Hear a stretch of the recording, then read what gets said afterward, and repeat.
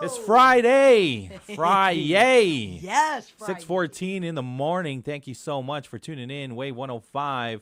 My name is Pauly Suba, filling in for Patti Arroyo. Rolling with dice. Hafa Adai, Pauly. Good From morning, 6 Guam. to 10 a.m. Thank you so much for hanging out. Here's our number, 671-922-1051 or 1052. We're online, thewave105.com, as well as our YouTube channel, Wave 105.1 FM Guam. There is a release from the Office of Homeland Security and Civil Defense. You saw that, right, Right on. Dice? Mm-hmm. No tsunami threat to the Marianas from a Russia earthquake, right? So the U.S. Geological Survey recorded an earthquake with a preliminary magnitude of 7.8 that occurred near Kamchatsky, Russia, with a depth of about 10 kilometers at 4:48 a.m. Oh, I'm waking up right now. That was I forgot to reset my alarm. That's okay. That's my alarm to wake up. 6:15. Wow. Yeah. Okay. All right. Okay. That's actually my second alarm, too, that's just to double check and make sure, right? Right on. My first alarm is one of my kids making too much noise. That's my first alarm. I love that. What is going on? Why are you slamming doors? Why is your music on? Why do I hear the shower? Are you serious? Close the door when you shower? I love it. I love it. I love that. I love that. So that was my second alarm to wake up. Okay, so What did you say, again, 7.9? 7.8. 7.8. Yeah. Okay. As advised by the Pacific Tsunami Warning Center, there is no tsunami threat to Guam and the CNMI from this earthquake. And so that's the final statement from the Guam Homeland Security. Yeah. Okay. So there you go. I don't know if you saw this release from Congressman Jim Moylan. I think we're just going to get right into this. Let's yeah. go. Yeah. So Congressman Jim Moylan put out a release. He was on YouTube. Okay. I don't know if you call it a show, but he was on with Representative Ed Case, a Democrat in Hawaii, Okay. at the Cato Institute. And so I've never heard of this institute before, so I just Googled them, right? So Cato, for more than 40 years, has led the charge for liberty in our nation and around the world. The Cato Institute is a nonpartisan and independent public policy research organization, or a think tank, that creates a presence for and promotes libertarian ideas and policy debates. Our mission is to keep the principles, ideas, and moral case for liberty alive for future generations while moving public policy in the direction of individual liberty, limited government, free markets, and peace. We make liberty come alive for people by sharing our research and ideas in clear language, free of jargon. And so I see this release from the congressman, and it's focused on a call for urgent reform of the Jones Act. Oh, okay. And I can read you this release, or we can just listen or watch Congressman Jim Moylan, because I found that very discussion on YouTube, and it happened on September 16, so September 15, in Washington, D.C., right? And so it's hosted by the Cato Institute's Colin Grabo. And this guy, he does a really good job of explaining some of the harms that the Jones Act causes to U.S. territories, to states even. So even if we became a state, we're still going to be held to the same rules that the Jones Act applies to Hawaii and Alaska, or non-contingent states, right? States that aren't connected to the continental U.S. And so Colin Grabo does a great job. If you want to watch it for yourself, just go on to the YouTube. It's about an hour and 16 minutes. Go on to your YouTube and Google the Cato Institute. And it happened just days ago, right? So for us, it was September 16 when it aired. And it talks about how the Jones Act harms places like Guam. They give you a little reference here. Rooted in the 18th century protectionism, the loss significantly increases the cost of water transportation for these shipping-dependent parts of the country when trading with each other and the U.S., continental U.S. Beyond these economic costs, the Jones Act has also proven to be ineffective in meeting the country's national security needs amidst a collapse in shipbuilding, a declining fleet, and a shortage of mariners. There's a growing and bipartisan recognition among policymakers that an overhaul of U.S. maritime policy is sorely needed to meet the country's economic and national security needs. And so during this discussion, it was Representative Ed Case. Again, he's a Democrat. He represents the first district, I believe, in Hawaii. And then our representative, Congressman Jim Moylan. And he had some kind things to say about Congressman Jim Moylan. We're not going to play Ed Case. We might play one audio file from Ed Case so you can get a really good understanding of who this guy is and his convictions, too. He's done a lot of research on the effects of the Jones Act as it relates to Hawaii. And so I'm impressed with this guy, Ed Case, right? And so he had some kind things to say about Congressman Jim Moylan. He says we work across the aisle. In a lot of ways, there's like no aisle when it comes to my relationship with Jim Moylan, with Congressman Jim Moylan. And so he kind of starts out and he leads the conversation, or he, I would say, because he has been doing this for quite some time, right?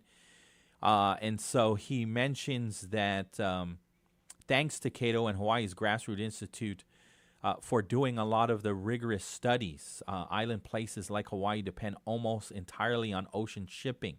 And when the federal government limits who can carry cargo, it makes our market a protected monopoly and drives up prices. And so he favors reform, but at minimum, the non-contiguous states and territories who feel the worst impacts should be exempt, which is also Guam. And so here's the first one we can play is basically Congressman Jim Moylan talking about the impacts that it has on all of us here in Guam. Representative Moylan? Thank you. Of course, I agree with my Congressman Ed Case here, my good friend, and we've been working this for quite some time as well to have some sort of really necessary reform on the Jones Act. I was just talking earlier, and thank you also, Cato, for this opportunity to discuss this important topic for us. And it takes me, let's talk about air transportation too, just for a second. I'm going to go home this weekend, and by the time I leave my door in Washington, D.C., to the time I get to my home and back in Guam, it's 20 hours. That's a flight. So just that distance is tremendous, and it costs close to $3,000 as well. So airfare is expensive, but shipping is so important to us. We, like Hawaii, we don't grow enough of our foods. Most of our produce is brought in. All our supplies, building supplies, are all brought in as well. We rely on the shipping to come into Guam to help us survive for a population of 170,000 people, which will increase by another 23,000 with the military buildup happening on Guam. Though we're so far from CONUS, we're so close to Asia. We're supposed to be the gateway to Asia, the hub of the Pacific. But we're not because of the Jones Act. It's so unfortunate. We had the situation in Indo-Pacific with our aggressors right now, and we're trying to keep the sea lanes open for trade and economics. We have our allies, Japan, South Korea, Philippines. We have all these ships over there as well.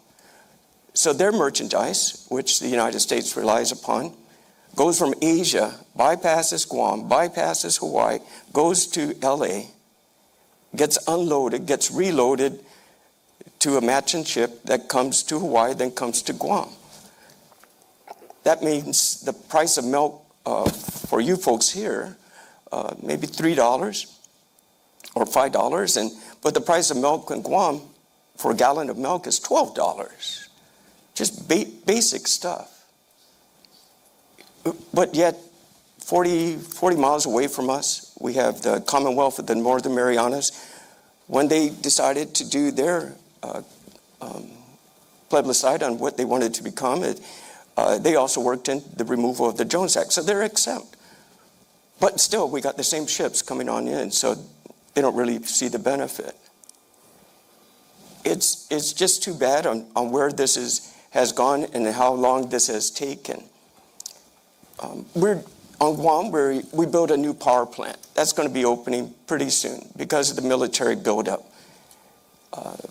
It can run off fossil fuel, or it can also run off of LNG gas. But there's no Jones Act approved ship that can bring that gas, natural gas, to Guam or any of the other Hawaii or anywhere else there. So here we are. We should be America should be the American capital for energy, right, and shipbuilding and all that. But yet we can't provide this natural fuel for the territories. It's unheard of. And we should. We have the lines ready to have that operational for their power plant with the LNG gas there, but it's until they build the ship, there's no Jones Act approved ship that will carry that fuel. So we've got high cost of living, electricity as well, power generation, and then we had this military buildup going on. We have a 360-degree missile defense going on Guam too, for our aggressors, because they got missiles pointed to Guam that say Guam killer. So as this buildup happens, construction material keeps on coming on in, personnel keep on coming in, contractors keep on coming in. They got to bring all these materials on over. We even had to get an exemption from the Build America, Buy America, because the steel was just too expensive shipping that from CONUS to Guam. So we buy it from our allies. But yet we can't use our allies with their shipping lines. When we have military exercises that we combine efforts from air to sea power, working together with Japan and Philippines and Taiwan and South Korea there, all working together. But when it comes to economic growth, we're punishing ourselves with a 1920 law. It's very unfortunate, and it needs to be changed. We just have to remove these blinders, I think, from folks that don't really understand. We have several congressional delegations that come out to Guam, and they always say, "Are we there yet?" You know, it's a long way to go.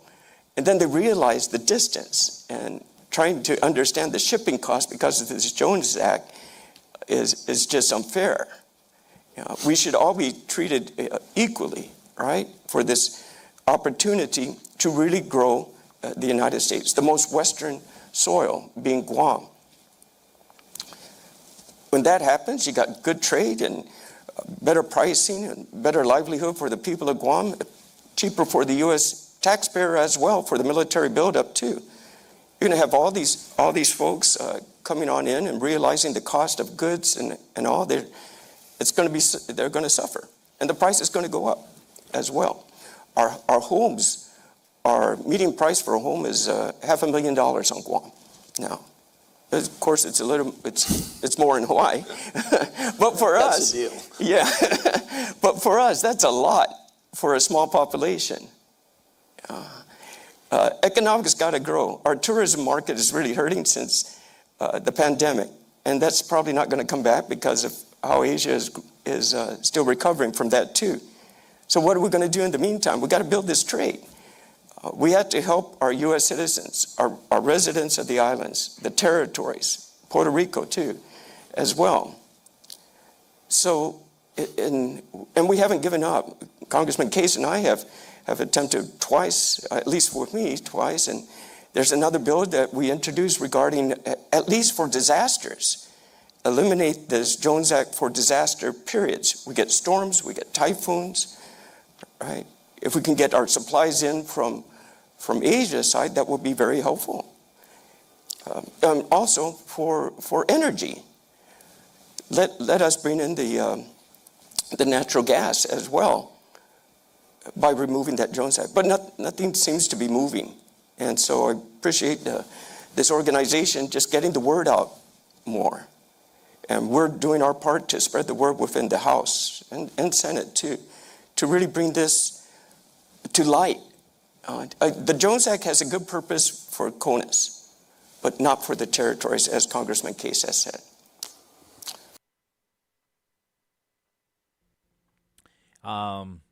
And so that was kind of the introduction. Ed Case had his own as well. And I didn't realize this, right? Because there is the conversation that the Ukadu power plant, when it comes online, that we could even use the LNG gas and whatnot to fuel the power plant. However, how are we going to get it here? And that's what Congressman Jim Moylan is saying. So we might be held to those same oil barrels that we're getting and can't come directly over here, right? When he mentions about homes and he says, the average home now is $500,000, and we clearly can't afford that. Ed Case is sitting right next to him, and he's like, that's actually ideal for us. Like, wow. You're hoping it can get down to there. Right on. No wonder why, when E.M. Tongi says he's been priced out of paradise and had to leave Hawaii, right? Mm-hmm. And so, it's extremely expensive here. And just comparing the two and seeing those two I'll be honest, watching the two of them, I could not help but compare the two. The vast knowledge that Ed Case has on the topic. Not to say that Congressman Moylan, this is his second term, but I would encourage him to stay very close to somebody like Ed Case, yes. Especially if you built that relationship already.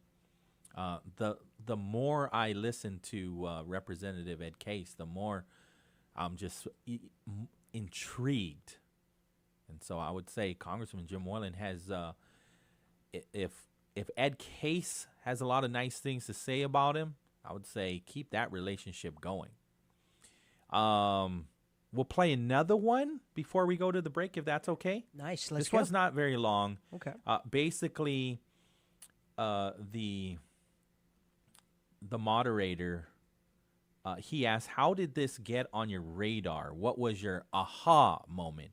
And so real quick, Case says in the 1990s, see this? This guy's been tracking it since the 90s. Constituents complained about Hawaii's high cost of living. And so when he traced the causes, housing, food, energy, everything led back to shipping. He discovered the Jones Act creates a government-protected monopoly. So he introduced a state resolution just to study its effects and got massive pushback from shippers and allied interests. In Congress from 2002 to 2007, and then now, he's repeatedly offered reform bills. Decades later, shipbuilding hasn't revived, and cost gaps have widened, so the case for reform is even stronger. And so Congressman Jim Moylan, you'll hear him talk a little bit about when he ran a business and saw how freight costs squeeze margins. This was before he got into politics. He says Guam and Hawaii weren't really considered when the law was made, but were struck with the consequences. Constituents constantly ask how to lower living costs us. And so when the election comes up, that's always a conversation in any of the debates, right? When we talk to candidates that are running for Congress, right? We're always asking, what are you going to do to help lower our costs? And so it always comes up. He says, especially after typhoons when importing materials is urgent. Strikes at West Coast ports ripple to us. It's been painful for too long, and that's why Congressman Jim Moylan says that he is working with Representative Case. And so we'll just play it. It's not too long. It's about a minute and a half. Yep. Yeah. His thoughts here. Well, I was a senator as well, but prior to that, I was in business too, and I saw the prices of goods. It's really hard, and to start up a business and what you had to put into it everything, whatever you're going to import, the cost is high. So you had the median price of what we can afford on Guam, and then your margins are really tough to meet. Guam, I think Guam and Hawaii, when the Jones Act started, we weren't even considered for that purpose, right? And then somehow it just graduated on over to Hawaii and Guam, where it doesn't work. And now we finally get to raise our voice, at least in Guam, and we didn't have we didn't have a member of Congress until 1970s. So we've been struggling with this for such a long time. And of course, we always, I hear it from my constituents there that what can you do about the cost of living on Guam? When the typhoons come on through on Guam, it really knocks things out pretty good. We're finally building to the quality where the roofs don't go and the walls stay up, but many folks don't have that ability to do that. So we're suffering. Then you got to bring in all this material. So we're suffering again. The prices of goods go up too if our port, depending on our port. And when the strikes happen in California, boy, that just really, the dock workers go on strike. That really messes things up. So overall, it's just, it's been painful for quite too long. And we need to do something, and I appreciate working with Congressman Case on this. Well, you mentioned the need to do something, and in fact, the two of you have been trying to. All right, so they're going to move on to the next question, but we'll take our break right here on Wave 105. Thank you so much for tuning in. My name is Pauly Suba, sitting in the chair, keeping it warm for Patti Roy. I think she's going to your motherland, right? That's right. She's heading over to Saipan? Yeah, she ran out of hot pepper. So there you go. So I'll be filling in for the entire show, rolling with dice right here on Wave 105. It's here, BK's new Crispy Onion Whopper. The Crispy Onion Whopper features a quarter-pound beef flame grilled to perfection, topped with crisp lettuce, juicy tomatoes, creamy mayo, melty American cheese, bacon, and crunchy pickles with golden onion rings, crispy onions, and sweet and smoky barbecue sauce. A smaller taste of oniony deliciousness available in a Whopper Junior version too. Make it a meal with our cheesy tots and a refreshing mango peach lemonade. Get yours today at BK in Tumon Bay, Hagåtña, Micronesia Mall, and the airport, only at BK. You rule. Here's Energy in 15. Quick power facts from GPA. At myenergyguam.com, you can track your daily energy use, check your patterns, see when your household uses the most power, and make simple changes that can lower your bill, all from the comfort of home. And here's another tip from GPA. Try GPA's free online energy expert tool. In just minutes, you'll get a virtual home energy audit with customized tips to save money on your electricity bill. Visit GuamPowerAuthority.com. Energy in 15 is brought to you by Guam Power Authority.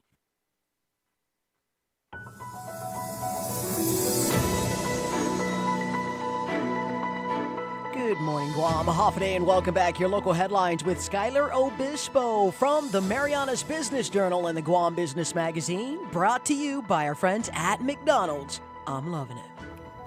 Buenas and Hafa Adai. Here's the latest from the Marianas Business Journal. Guam Congressional Delegate James Moylan is joining Hawaii Democrat Ed Case to address reforms to the Jones Act, a legislation that regulates maritime trade in the United States. Moylan said that the measure inflicts significant economic disadvantages on non-contiguous regions of the United States like Guam and Hawaii, highlighting the inflated cost of essential goods. In a statement, Moylan said he is working closely with Case to advance reforms to the measure, which include limited exceptions for territories, caps domestic shipping charges, and exempting energy shipments to places like Guam, Hawaii, and Alaska, with the goal of lowering the cost of goods and promoting affordability among Americans in non-contiguous areas. In more news, the Pacific Association for Radiation Survivors will host a presentation on the Radiation Exposure Compensation Act, otherwise known as RECA. The National Academy of Sciences has concluded that the people of Guam are considered downwinders, those who were present in Guam from 1946 to 1962, who have been diagnosed with one of the cancers associated with the radiation exposure. RECA expired in July 2024, but PARS and other organizations around the United States have advocated for Guam's inclusion in the measure, but has since been excluded. PARS will be presenting information on how the people of Guam were exposed to the nuclear fallout testing on Saturday, September 20th at 3 p.m. at the Guam Museum. Reporting for the Marianas Business Journal, the Wave 105 and Power 98, I'm Skylar Obispo. Think you've got what it takes to win? Tune in every Friday on Wave 105 FM with Patti Arroyo for the Hilton Trivia Challenge. Test your knowledge and you can score dinner for two at the Hilton Guam Resort and Spa. It's brought to you by the Hilton Guam Resort and Spa only on Wave 105 FM. Hafa Adai, Guam. Good morning, everyone, and welcome back. It's Mornings with Patti on the Wave 105 FM, hosted by Pauly Suba for a Friday, September 19th. We're going to go ahead and hit the streets right now with your first look at this morning's Real Deal Traffic Report, brought to you by Guam Auto Spot, where you could schedule a test drive today by calling 478-AUTO or check out our inventory. It's on our website at guamautospot.com. And mobile gas stations, be sure to download our app today for exclusive fuel coupons.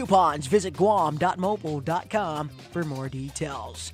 We're looking around the northern end of the island. Traffic is light along Route 1 this morning. No delays along Route 1. Nice and smooth from Jigo all the way through Dedido. Looking at East Sangsong Road, north and southbound. We got a little delay on East Sangsong Road, but it's not too bad, guys. Route 3 is nice and smooth coming up and around the Micronesia Mall or cruising through JFK Kmart intersection. Traffic is moving really nicely this morning. I would like to remind the motorists the streets of Guam are wet this morning. Let's allow some braking distance between ourselves and the vehicle in front of us. Eyes on the roads, no texting and driving. Seatbelts are sexy. Make sure that your seatbelt is fastened and that our kids are strapped safely in the proper booster and car seats. This is your Real Deal Traffic Report for Mornings with Patti on the Wave 105 FM, hosted by Pauly Suba, and it's all being brought to you by our friends at Mobile Gas Stations and Guam Auto Spot.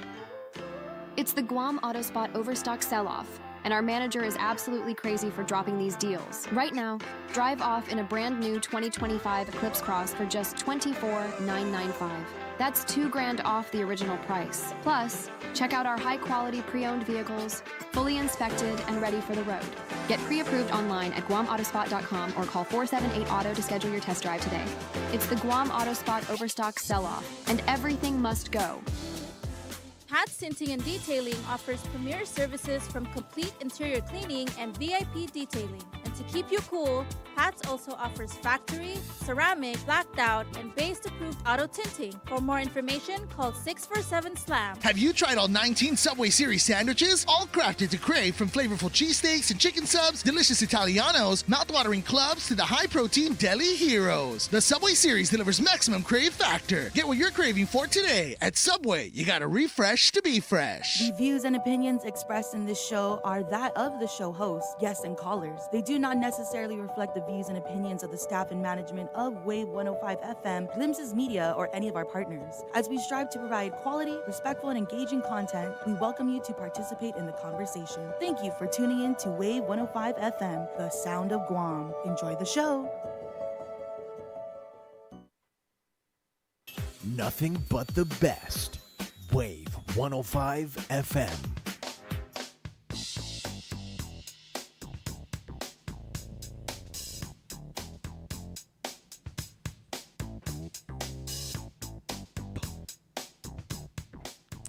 Oh, yeah, this is the No Care in the World jam. Just walking while the whole world is just burning all around you.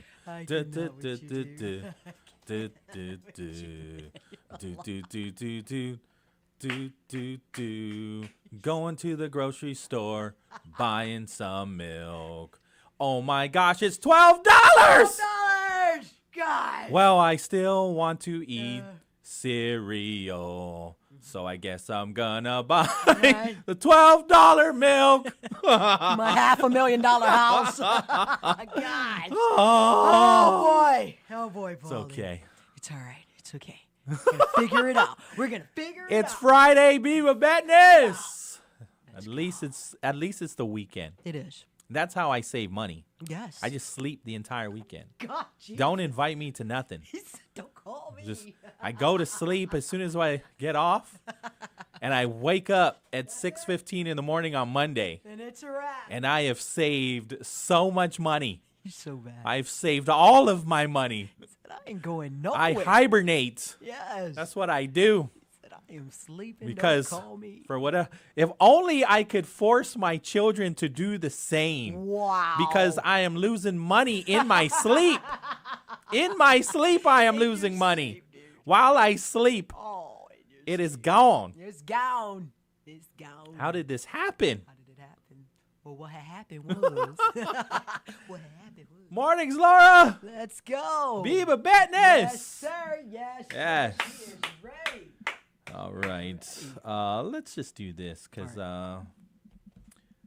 just pulling some of the sound bites, right? Or it's not even sound bites, like practically playing everything that Congressman Jim Moylan was saying at the Assessing the Jones Act, perspectives from the non-contiguous states and territories, right? And so you can watch it for yourself. Ooh, I can tell that people have been watching it. Because the last time I watched it, when I first watched it, is 198 views. It's up to 223 views. Nice. And so when I look at this, I'm like, our YouTube views get higher than that. So more people are watching. That's cool. That's good. It's Okay, interesting. so, It's really interesting. This is the Cato Institute. The moderator is Colin Grabo. And so the next question that he asks is, how do you persuade members, congressional members, also the public, to support Jones Act reform? And so Ed Case, he says, well, explain it to them, the realities, the cost of living in Hawaii and Guam. The law inflates prices in the continental U.S. too, he says. He says coastal shipments, river routes, competition would lower costs. National security claims for the Jones Act haven't panned out, he says. He says our shipbuilding, repair capacity, merchant marine, sea lift have all declined anyway. You could try huge subsidies, but that's a bad policy. At minimum, let the islands go. Okay, so you, continental U.S., don't want to get rid of the Jones Act? Well, get rid of, allow Alaska, allow Hawaii, allow Guam to no longer be held to the Jones Act. He even mentions that Matson ships, even though they're built in the U.S., they get refurbished, or parts and materials are being produced in China. And so he goes, well, then what is the point? If you insist on keeping the law for everyone else, at minimum, let the islands go. He says also Hawaii and Guam are central to defense. Undercutting their economies undercuts national security. Congressman Jim Moylan, he says Congress changes every 2 years. Many members don't grasp our realities. He says we need constant education. Codels to the region help. From a defense perspective, the U.S. needs resilient shipping now. He says our adversaries aren't waiting. There's fair, open trade with allies, strengthens deterrence, and lowers costs for our residents. And he says that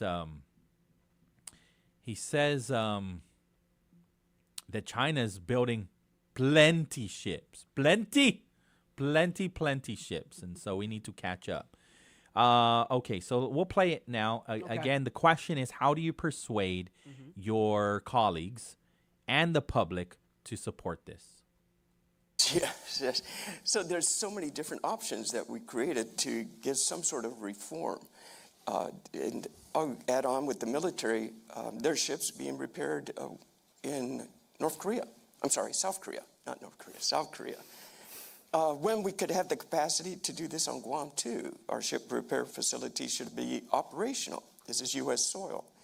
So the military will have their ships repaired with our allies, but yet we can't trust our allies to bring their goods to us. It doesn't make sense. We'll go to war, we'll fight together, but we won't build in our economy. We won't help our people reduce the cost of living so we can live in the territories. Get it, like Guam and Hawaii, we were an afterthought. Well, we weren't even considered when this Jones Act came about. And now that we're pointing out how harmful it is for the islands, it's hard to get the word through because we'll be hit with the different unions and all, but really we're protecting CONUS. That's fine, but the territories, let's exempt them. All right, so yeah, not North Korea, South Korea. We'll skip the next one because it's pretty short and sweet. So they continue to talk about politics back home. Hard to explain a complex law. This is Ed Case saying, but once people understand it, most want reform. The pro-Jones lobby is well-funded and fights hard. He says some politicians avoid the issue. Still, public awareness is growing. Even talking about it can deter the worst price abuses. And he says reform is possible. And so Moylan also on politics, right? And he says U.S. citizens in Hawaii and Guam aren't being treated equally. We host major defense investments. Exempting us would help the whole country by lowering costs on critical projects and improving life for our communities. And so let's see here. So we're skipping that one.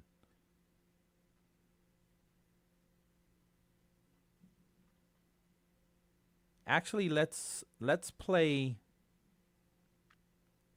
a little bit so you can kind of have a good understanding of Ed Case. So you see where 5244 is? Let's go. Yeah, so we'll play a little bit of Ed Case again. He is a Democrat representative in the House for Hawaii. So it has been a hard sell to fully explain and articulate to constituents what the Jones Act is, why it is important, how it affects you, and to quantify that to them.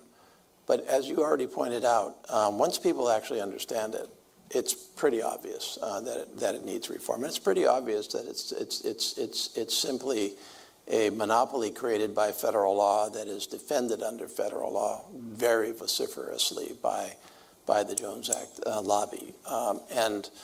And so these efforts, I've never despaired of this because I believe that as we introduce these bills, as we talk about them, which, by the way, our opponents absolutely hate us doing, right? They would rather this just continue to lurk in, the dark shadows of secrecy and nobody really focus on it. And good people are focusing on it. And so I have believed that over time it would educate enough people. It is now a regular subject of discussion, for example, in my constituent meetings, among my constituents. It's kind of a litmus test in some ways for bad government in some ways. And when I started on this 20, 30 years ago, nobody knew what it was. I didn't know what it was. And when I brought it up in the impacts, they'd go, well, why didn't you explain that to me again? And I said, well, okay, here, and here. And I gravitated to a shorter version, which was, so it's a government monopoly that's raising your prices. And it's created by the government, defended by the government. It's 100 some odd years old. It's outdated. It was from another time. It don't work anymore. And this is why it's affecting you. And then people like the Grassroots Institute came in and said, okay, well, let's quantify that. That means for every single family in Hawaii, an extra $1,700 a year. $1,700. It's a lot of money to be passed along, and a lot of indirect effects as well. And so it is a challenge, but not an insurmountable challenge to educate people what is actually going on, to develop that critical mass where change is actually possible. On the other side of it, the Jones Act shippers and the constituencies around them, this is the only thing that matters to them. And this is number one. And they can muster the money to influence it and defeat it, the time and the resources. And they do, as I already said. This is a very strong opposition. And so some politicians just don't want to face that. Why bother? Nobody cares about it, blah, blah, blah. And so that's the political dynamic that we face. But I think, it is going in the right direction, and you never can tell when things break loose. I also think that simply by talking about it, simply by highlighting it, operates as its own somewhat check and balance against monopolistic abuse. Now, I think there's monopolistic abuse going on, but maybe, just maybe, it's not as bad as it would be if we weren't highlighting it. So there's advantages even now, and the hope of real reform over time. All right, and so Ed Case even says that every time there's an election, lobbyists fund campaigns for his opposition, and so constantly trying to hold on to his seat, and he sees that there are lobbyists that are funneling money to his to the opposition in hopes that he loses his seat and people will move on. And I would say if he's been doing this since the 90s and he's still around, I would say people are, grassroots people that are understanding the how expensive the cost of living is. They're making connections to the Jones Act.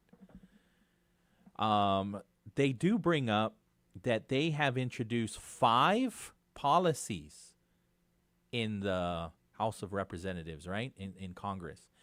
And so one is for a full carve out for non-contiguous places from Jones Act rules, Guam included. Do a rate cap. Jones Act shippers can't charge more than 10% above comparable international rates. Also, an anti-monopoly trigger. If only one shipper dominates a route, then Jones Act rules are suspended there. Another policy, automatic disaster waivers, and we're going to get into that. Temporarily set the law aside after disasters to speed aid and supplies, not left to agency discretion. And then the 5th one, allies and hypocrisy fix. Stop letting Jones Act ships rely on major foreign-made parts and overseas repairs. Ed Case brings this up. And you're like, okay, if you're saying U.S.-built ships only, why are you also allowing foreign-made parts and overseas repairs in China, while blocking us from using allied shipyards in Japan and Korea and allied vessels? If national security is the goal, we should work with allies, not incentivize work in adversary countries. And Ed Case explained that too in one of the topics. So there's a question on waivers, right? The question goes to Congressman Jim Moylan first. And so we'll play the one where he responds, what about waivers as a short or medium-term fix? And so, again, Moylan points to that policy of proposing a disaster time waiver, 10 days at a time, renewable up to 45. So places like Guam can quickly bring in essentials after typhoons or other natural disasters. And so we'll play that one. Mr. Moylan, anything to add to that? It's very good. Not that one. The next one where it says question to Moylan. Yeah, we'll skip that one. Sorry. 105.11. Yeah? Again, so the military, he mentions how the military sometimes gets flexibility, still purchases, but civilians usually don't. He says our idea hasn't passed yet, but it is common sense.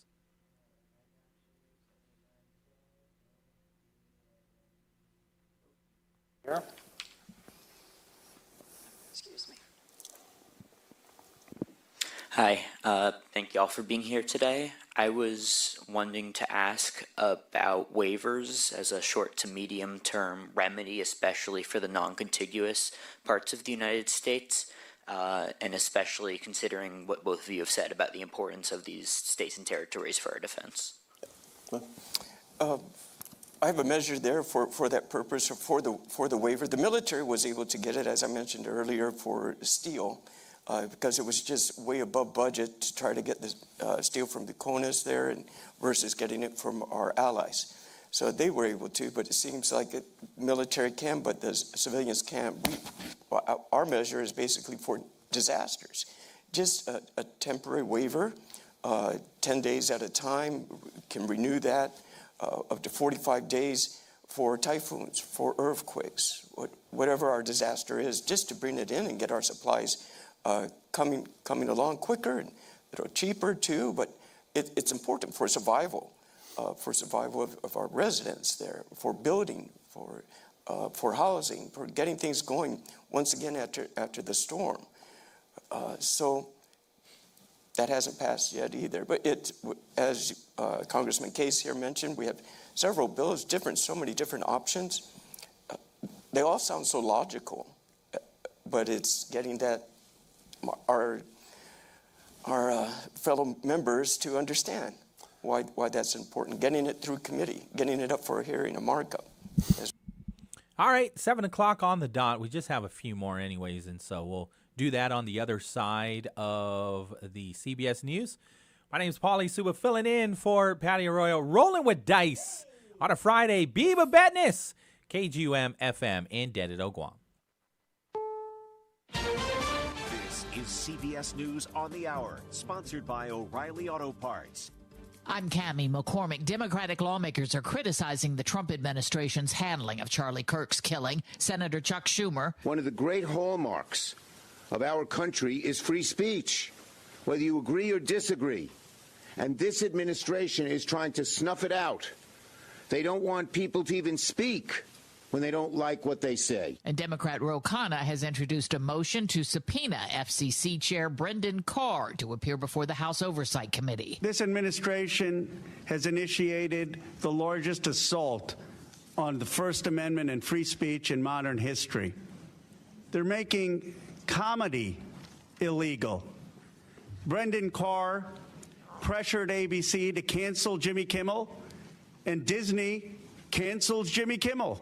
President Trump is returning from Britain, wrapping up the state visit with a press conference that included Prime Minister Keir Starmer. Trump said he wants to reclaim a massive military base in Afghanistan, Bagram, that was evacuated and taken over by the Taliban. One of the biggest air bases in the world. We gave it to them for nothing.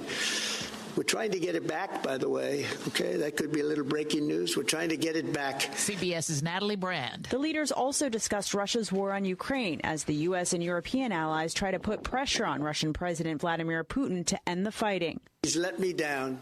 He's really let me down. As for the war between Israel and Hamas, President Trump was asked about the prime minister's support recognizing a Palestinian state unless Israel met certain conditions. I have a disagreement with the prime minister on that score. Trump has asked the Supreme Court to allow him to fire Fed Governor Lisa Cook. CBS's Kelly O'Grady on what happens if he's successful. There would be one more person in the room that the president would get to appoint. His most recent appointee, Stephen Myron, who just replaced Adriana Kugler, who stepped down recently, voted for a half-point rate cut, more along the lines of what the president was looking to see. The World Health Organization said today it backs Health Secretary Robert F. Kennedy's push for more focus on chronic disease prevention.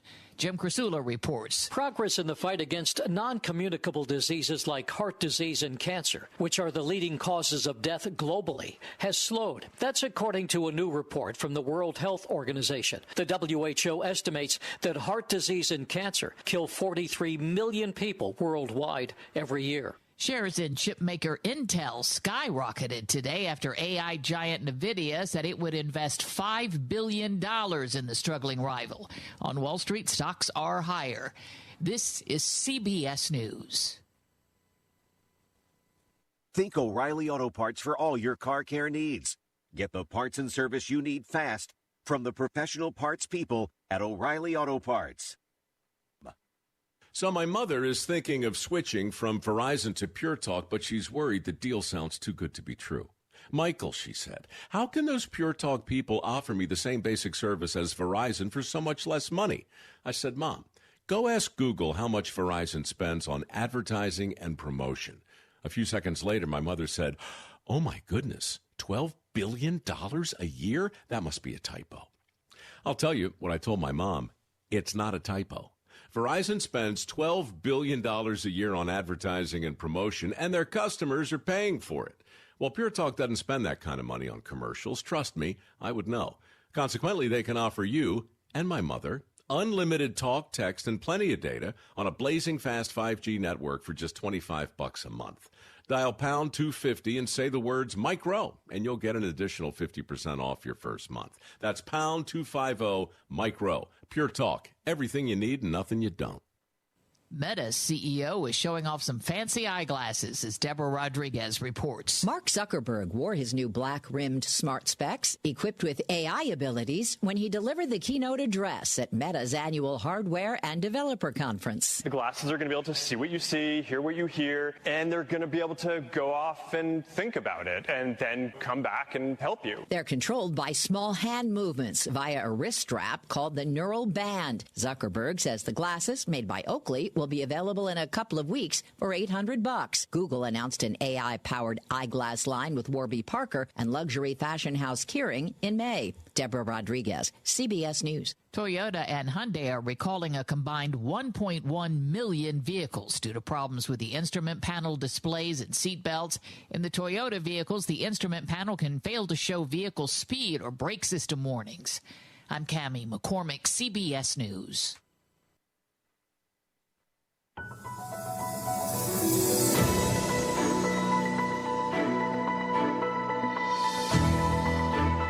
Good morning, Guam. Hafa Adai, and welcome back. 5 minutes after 7 o'clock this morning, it's Mornings with Patti, hosted by Pauly, Suba. And it's all being brought to you by Chili's Grill and Bar, the Medical City, where patients are partners. Hilton Guam Resort and Spa, Take Care Insurance Company, Our Island, Your Health Plan. Subway, Eat Fresh, Wise Owl, the wise choice in animal care. Bank Pacific, where others place branches, we place roots. GTA, we start with you. Pat's Tinting and Detailing, and Sherwin-Williams Paints. Your local headlines for you right now. It's Skylar Obispo from the Marianas Business Journal and the Guam Business Magazine, brought to you by McDonald's. Bringing on the fall flavors at McDonald's Guam. Treat yourself to the pumpkin and cream pie, pumpkin spice latte, or pumpkin iced coffee. Hurry in for a limited time. It's at McDonald's. I'm loving it. It's your local headlines right here on the Wave 105 FM. When it's an off day, here's the latest from the Marianas Business Journal. Lieutenant Governor Josh Tenorio opened the second day of the Guam Defense Forum, saying that the island is more than just a strategic location for the United States, and that planned military buildup and the future of Guam's economy need to be propped up by a skilled workforce. That was the general theme from many panel discussions during the second day of the conference across infrastructure, cybersecurity, and additive manufacturing capabilities on the island. Tenorio spoke on furthering the One Guam approach to the buildup, where local policymakers and the federal government need to have a collective vision for the island that continues America's military goals and gives the community more agency in its governance. Commander of Joint Task Force Micronesia, Rear Admiral Joshua Lasky, echoed the Lieutenant Governor's statements that investments in public infrastructure are needed and that Guam serves as America's linchpin in the Indo-Pacific. In more news, the Guam Power Authority General Manager John Beneventi said at the conference that the commissioning of the 198 megawatt Ukru power plant has been delayed to the end of the year. An independent contractor responsible for the plant told the authority that one of its 3 gas turbine generators requires both on-island work and overseas rotor repairs. The plant was originally scheduled to come online this month, but damage was sustained during the pre-commissioning testing in August. Beneventi said that GPA investments within the next 25 years, to include the new plant and its renewable energy plans, are valued at more than $4 billion. He added that $1.5 billion in undergrounding the island's electrical distribution system is the most important investment GPA can make, especially in light of damaging typhoons like Pangsangwa in 2002 and more recently Mawar in 2023. Beneventi called for more federal investment into Guam's infrastructure, not only to support the U.S.'s military mission on the island, but to also support the local community. Reporting for the Marianas Business Journal, the Wave 105 and Power 98, I'm Skylar Obispo. Good morning, Patty, and good morning, Guam. This is Landon Idlet with your National Weather Service forecast for Friday, September 19th. Showers and thunderstorms have been hovering around Guam overnight and are beginning to dissipate. However, we are not out of the woods yet. Another surface trough will approach, bringing another round of spotty showers and thunderstorms to the region today. Keep in mind, some of these showers could be quite heavy at times. The weekend isn't shaping up too badly, but still with a mix of sun, showers, and isolated thunderstorms.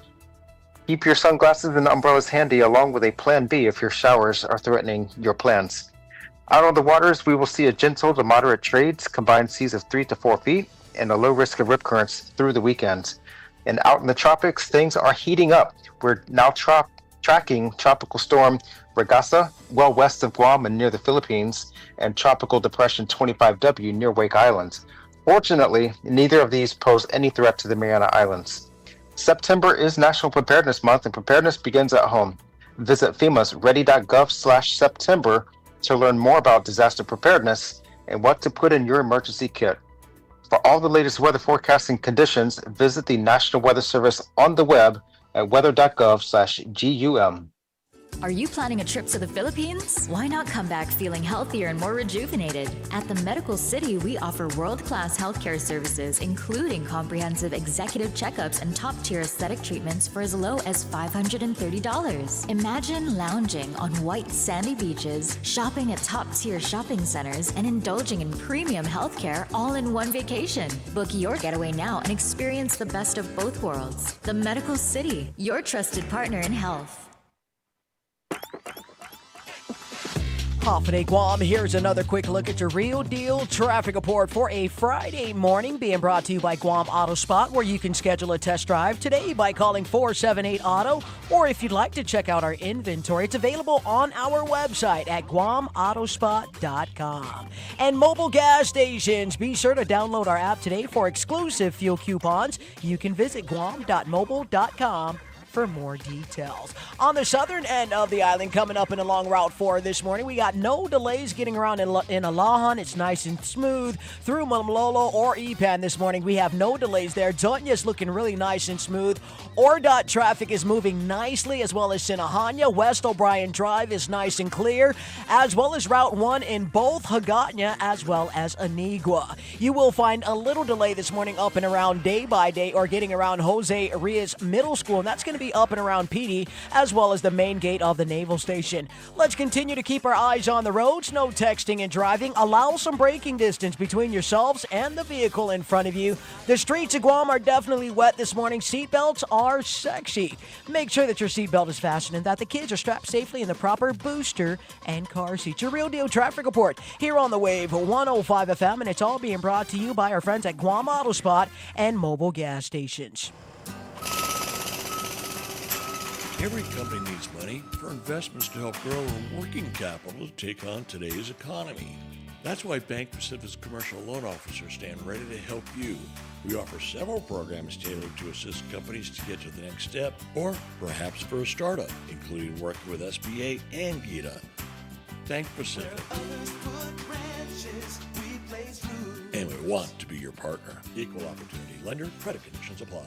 Eat fresh in just a few clicks. Order online at SubwayPacific.com for pickup at your convenience or delivery right to your doorstep. Online ordering at SubwayPacific.com is powered by Good to Go. We deliver. At Subway, you gotta refresh to be fresh.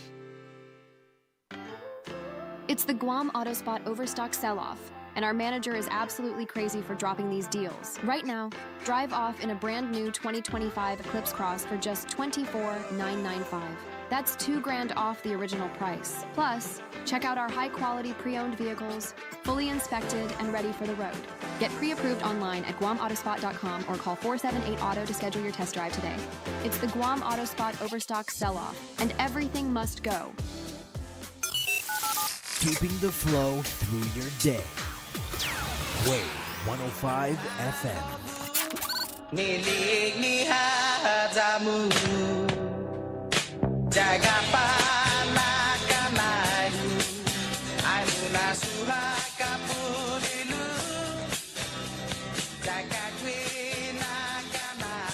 Welcome back. Mornings with Patty. My name is Pauly. Suba filling in. Biba Badness. 7:13 in the morning. Did the sun come out yet? No, it's not coming today. Oh. No. Maybe like 2 o'clock. 2 o'clock. Okay. Maybe 2 o'clock. All right.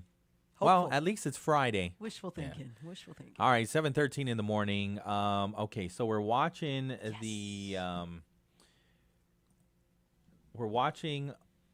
the Cato Institute and their moderator, Colin Grabo, discuss the Jones Act and its economic costs, national security, and possible reforms of the law if Congressman Jim Moylan and Congressman Ed Case are able to get their policies passed, right? And so another question in the audience, or a question that we already listened to Congressman Jim Moylan respond, what about waivers as a short or medium-term fix, right? And so, again, if you're just tuning in, he had mentioned that they have proposed policy, a disaster time waiver, 10 days at a time, and then renewable up to 45, so places like Guam can quickly bring in essentials after typhoons or other natural disasters like earthquakes. He says the military sometimes gets flexibility, for example, steel purchases, but civilians usually don't. And our idea hasn't passed yet, but it is common sense. And so Ed Case, he responds to that question as well. He says, in practice, the Jones Act lobby opposes waivers of any kind, fearing they'll lead to broader reform. Even the moderator gets in on this, Mr. Grabo. He's like, it was too hard to pass up. So he chimes in as well, and so we'll play that. As well. Yeah, I mean, waivers are always a possibility. In my experience, the Jones Act interests have pervaded the regulatory process and they are completely opposed to any waiver. Get it? Their mindset is any change in the Jones Act for any purpose, no matter how compelling, will set off a chain reaction that will lead to Jones Act reform. And so they will say no to the most outrageous application of the Jones Act. And they will urge the administration, which is empowered to give that waiver, to deny it. And I go back to my Red Hill bulk fuel situation. We asked for a waiver in that situation, so you didn't have to bring one Jones Act ocean tanker and one or two in the entire fleet down here at a cost that was multiples higher to do a 10-mile transit. That's pretty compelling. And the answer was no. Why? Why? Because they didn't want to give a waiver. That's the only reason. And so waivers are available. Yes, they have been given in very compelling circumstances where I guess you just couldn't possibly argue it any other way. Maybe it was just a bone to throw away to say that we give waivers any once in a while. But to govern by waiver is a bad idea, right? I mean, if you need a lot of waivers, then all of a sudden they overcome the purpose of the law to start with, and you might as well just throw it out and start over again. I'll just note that as a practical matter, the ability of the executive branch to grant waivers has been severely constrained in recent years. I believe in the 2020 National Defense Authorization Act, there were new restrictions put on waivers. I think their duration could be a maximum of 10 days with extensions to 30 days. And then after the last hurricane that hit hit Puerto Rico a few years ago, Fiona, there were also, that necessitated a Jones Act waiver for diesel fuel to be delivered to Puerto Rico. There was a ship going from Texas to, I believe, the Netherlands, steaming past Puerto Rico. It diverted, offloaded its cargo, and then the waivers were yet restricted again to make sure that any vessel granted a waiver had to be empty at the time that the waiver was granted to avoid that exact scenario from playing itself out again. Let's be careful to establish any precedent whatsoever for waivers. Make the situation so impossible to duplicate that you can never claim precedent that you did it once. All right, and so you even hear Grabo say Congress tightened waiver rules in recent years, including the 2020 NDA caps durations after Hurricane Fiona. Rules got stricter, so the ship must be empty when a waiver is granted. The last question that they bring up is Grabo asks, okay, for both of you,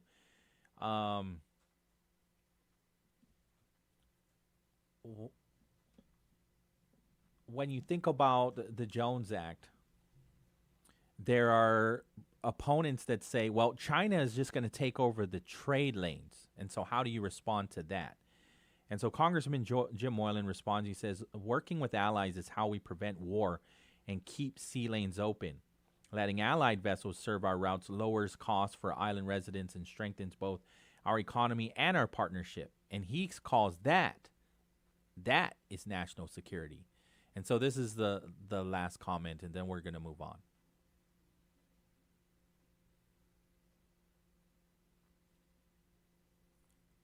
Did we lose it?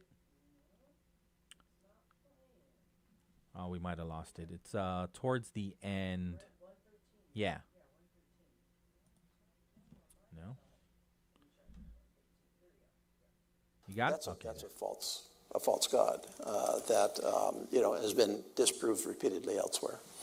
It's national defense. Look, we can have the different scenarios of what we're imagining the next war or preventing the next war by working closely with our allies. We're from air to sea, from troops on the ground.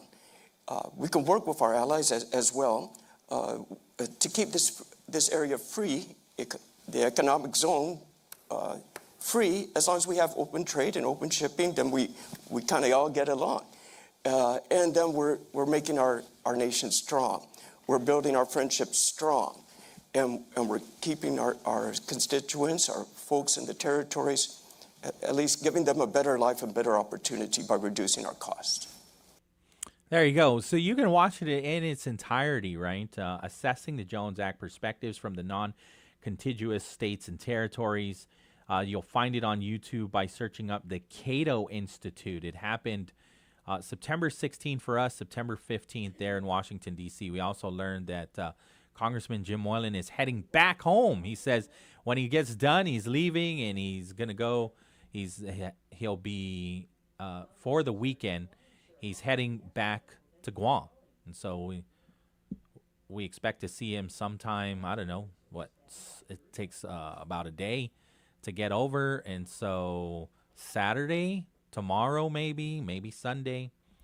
But that's what he mentioned earlier on in the conversation.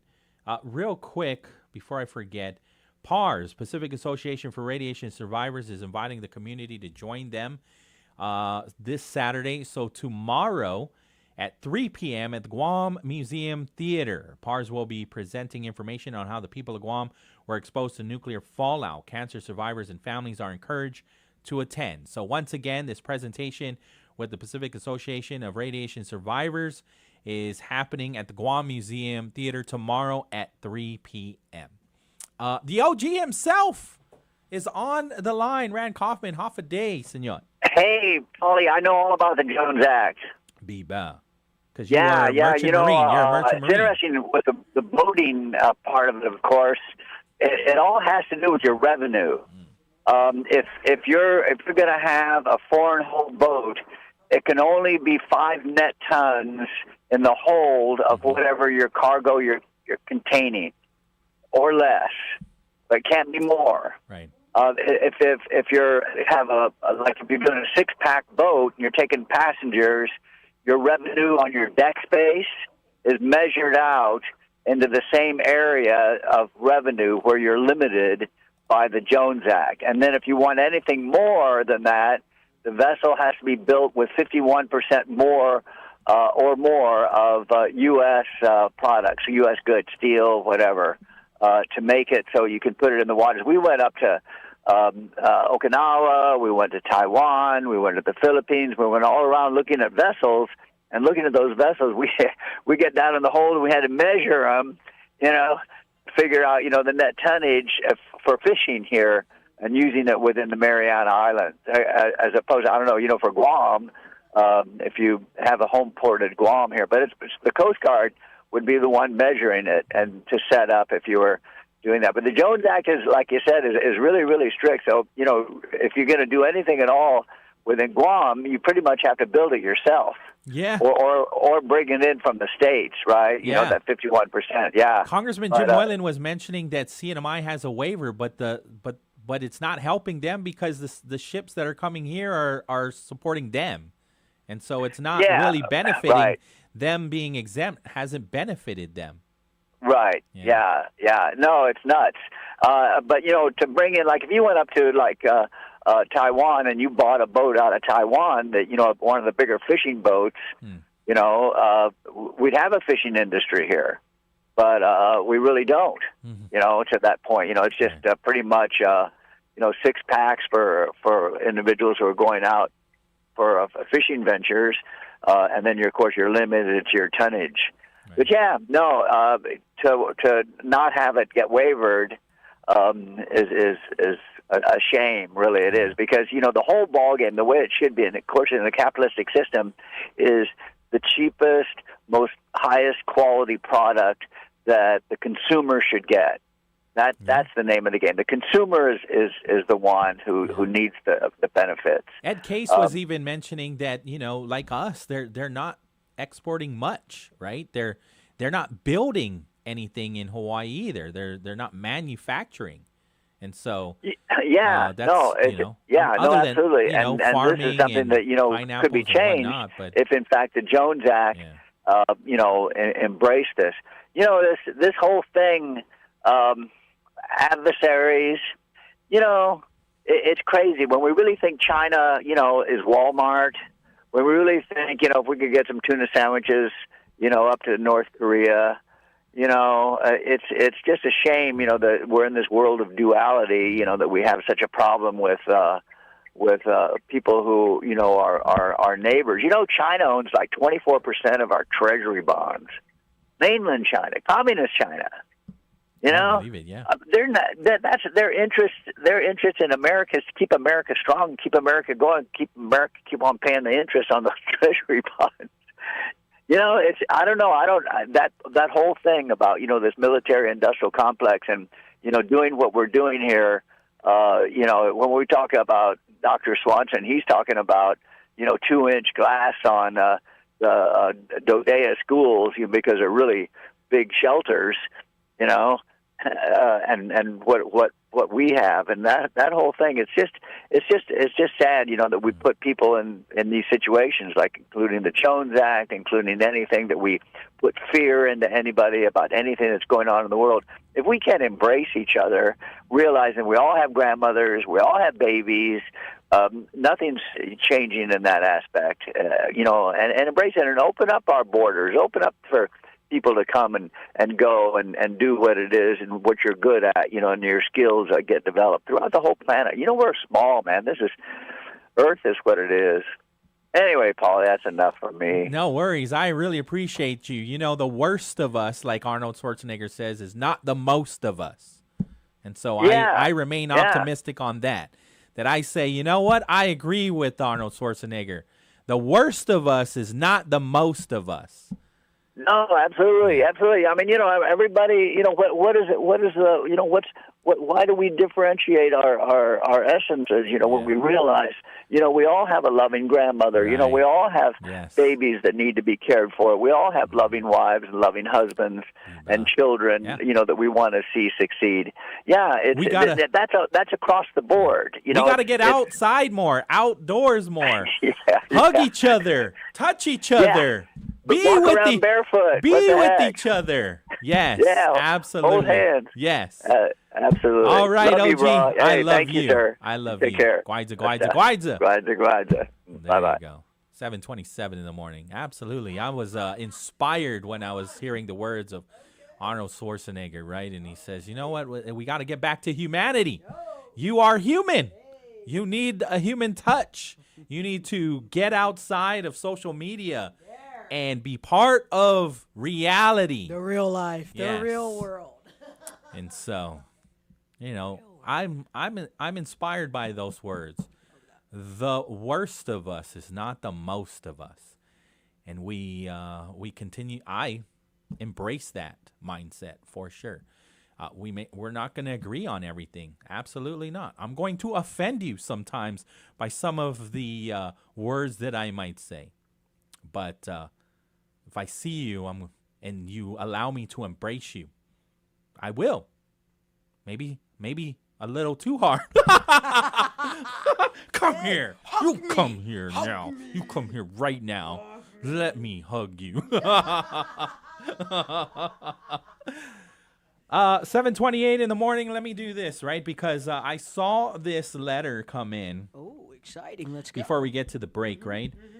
Senator Therese Terlai. Okay, yes. So she's writing to the people of Guam. Mm-hmm. And so if you haven't heard this, she says, in an earnest appeal to urge your senators, place Bill 1338, an act relative to establishing a public-private partnership for Guam's public hospital into the September session agenda, so later on in the month, right, for discussion and reconsideration by the body. After the bill failed to pass in the third reading by just one vote back in May of 2025, the public call for a change in GMH management structure has only grown stronger, backed by healthcare experts, longtime public servants, both the governor and lieutenant governor, the private sector, hospital GMH medical director, Dr. Mike Cruz, and the current adjutant general, and current and former GMH nurses and other personnel who also recognize the urgent need for a management shift that can be achieved through the resources, networks,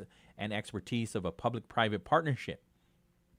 The fact remains that even without Bill 13, the governor and GMH management themselves off and on pursue their own versions of partial privatization of particular services or assets of GMH, but do it without stakeholder input, without transparency, without assurances of accountability or improvement, and without embracing the management shift recommended by previous task forces that can be truly held accountable and that will better guarantee the results we expect on our taxpayer investment. Similarly, GMH is also currently in the process of hiring yet another CEO without any publicly vetted parameters to guarantee improvement or success, and without any change in the management system that would bring additional resources or expertise.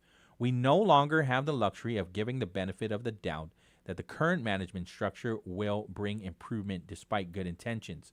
The current structure does not shield patient care from political interference. Pursuing a massive change such as privatizing part or the whole operations of our only public hospital cannot and should not be done unilaterally and behind closed doors, but instead should be transparent and include public input.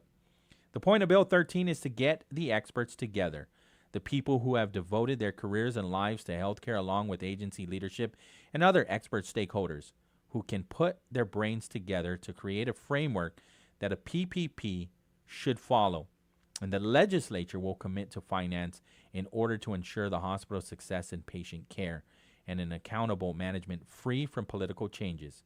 In every budget process in the 9 years I have been a senator, it has been a fight to increase GMH appropriations above the governor's requests and appropriations committee allocations. Often, as was the case this year, the legislature has had to pass supplemental bills for additional funds to GMH, citing dire emergency conditions. Yet we have also seen appropriations to GMH refused, not implemented, not spent, and in the case of ARP, taken back by the governor. Senator Terlai says, despite our differing opinions and perspectives, we should all agree that GMH needs help beyond funding. While an additional $40 million subsidy will provide the immediate cash infusion necessary to maintain services at GMH for one fiscal year, it does nothing to solve the underlying issues that keeps us from moving forward and that threaten to impede the medical care and financial viability of our new hospital as well. She says it's like mopping up water without fixing the broken pipe.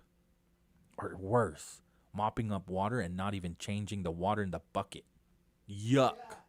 Yuck. I just threw that one in. And with the limited resources the government has, we can't afford Band-Aid solutions that cost more in the long run. After years witnessing the hard work, dedication, and good intentions of those at GMH, I firmly believe a private partnership for overall management will help solve systemic and long-term challenges. However, before Guam's public hospital is privatized in whole or in part, it is incumbent upon us as the legislature, the lawmaking branch of the government, to make policy that would ensure that the PPP framework is created by the experts and goes through a transparent, fair, competitive process we built in accountability mechanisms so that our island and our taxpayers receive the best value. Let us do this together today in bipartisan cooperation by placing Bill 13 on the agenda without delay. And so she's calling on the people of Guam to call your senators. Call all 14 of them. Obviously, she's on board, right? So you can call the other 14 senators if you would like, right? I don't work for her, but I read the letter, and that's what she's asking that you do to get this bill, Bill 13-38, on the agenda in September. Later, it's already September, in the next 2 weeks, right? It's happening next week. I'll double check that. I'll check the exact calendar while we take this break right here on Wave 105. My name is Pauly, Suba, filling in for Patti. Biba Badness! This is the Talk of Guam, Wave 105.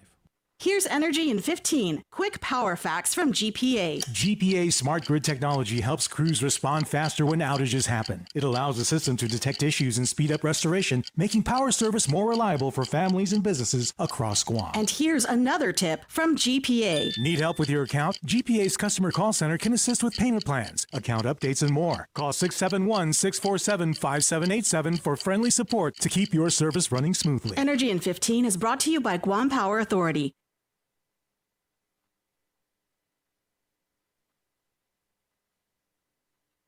The new and improved Chili's 3 for Me deal is here. Starting at $12.99, get a drink, an appetizer, and an entree. You heard right. You can get a Coke, chips and salsa, and an old timer with cheese for only $12.99. Only at Chili's. Great food and value happen here. Political status impacts almost every aspect of our lives on Guam, but many are unaware of our right to self-determination and decolonization. What does it mean, and how can it improve our quality of life? Join the conversation, ask some questions, and learn more about your right to self-determination and the 3 legitimate political status options for Guam. Tune in to Challenge the Status Quo every Monday from 10 a.m. to noon on Wave 105.1 FM, presented in partnership with the Commission on Decolonization and Glimpses Media. Hafa Adai, Guam. Engage in a conversation made for the veterans of Guam with Johnny and Miss Bobby. We want to hear concerns and comments. Tune in every Wednesday for our new time, 10 a.m. to 12 p.m. on Wave 105, the Talk of Guam. The views and opinions expressed in this show are that of the show hosts, guests, and callers. They do not necessarily reflect the views and opinions of the staff and management of Wave 105 FM, Glimpses Media, or any of our partners. As we strive to provide quality, respectful, and engaging content, we welcome you to participate in the conversation. Thank you for tuning in to Wave 105 FM, the sound of Guam. Enjoy the show. Tangin mokon pupoegi Paraguizo nasisti Enyon hollai tapedia Dompagosi patedia All right, welcome back. 7:36 in the morning. Time to hang out with Senor Jimmy Terria of the Young Men's League of Guam. In tomorrow, Senor, it's Inetnin Lalahen Guahan. Again, this is Masi. Biba. And so Biba. The Inetnin Lalahen Guahan has been going around doing the town hall meetings, sharing the state of the Chamorro language, right? And unfortunately, what was shared in the state of the Chamorro language is most of our speakers are in their 50s, late 50s, early 60s. And so as they go, so does the Chamorro language. And so there's a lot of work that's being done at GDOE and the immersion school that you oversee, right? And then also at Chief Harao Academy. But it can't all be on the shoulders of these children. We have to do more. And so within this Chamorro language revitalization campaign comes a master apprentice program that Inetnin Lalahen Guahan is putting together. And so can you share a little bit more? I watched your presentation twice and know a little bit about it, but for those that weren't there at any of the town hall meetings, if they and now seeing that there's even more progress on, there's actually a sign up. You can apply to be either a master or an apprentice. Again, and so I really just want to credit my committee, Dr. Kenneth Gofagan Cooper, and future Dr. Cody Lizama, and everybody in our cultural committee, and most especially presidente, si Senor Bobby Pelkis and Toru Jose Oficiales. This has really been an opportunity to share the status of the language.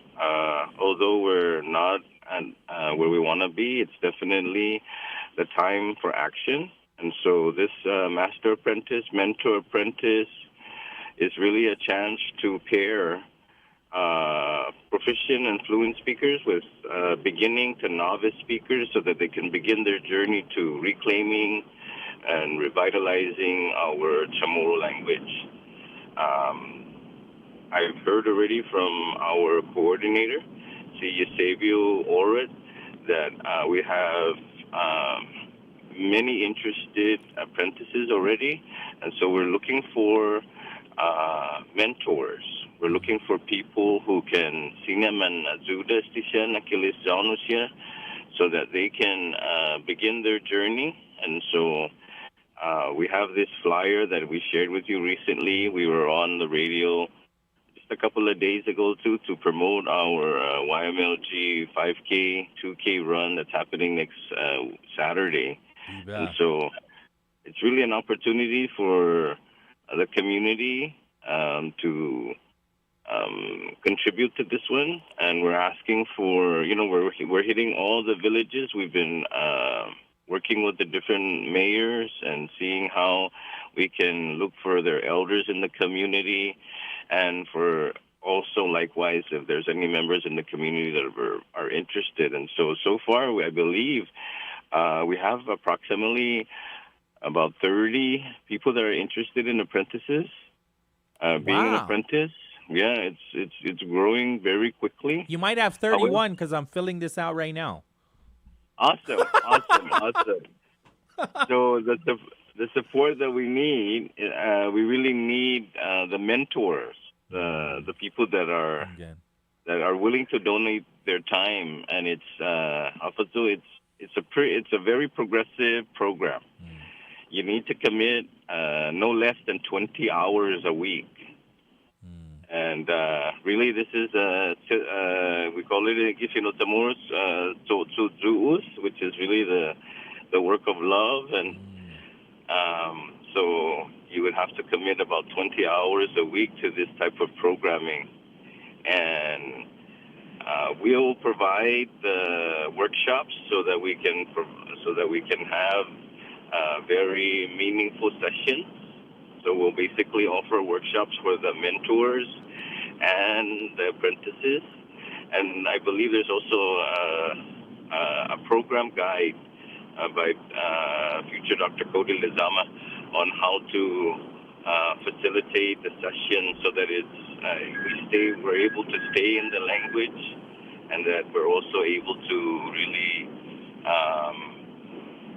grow.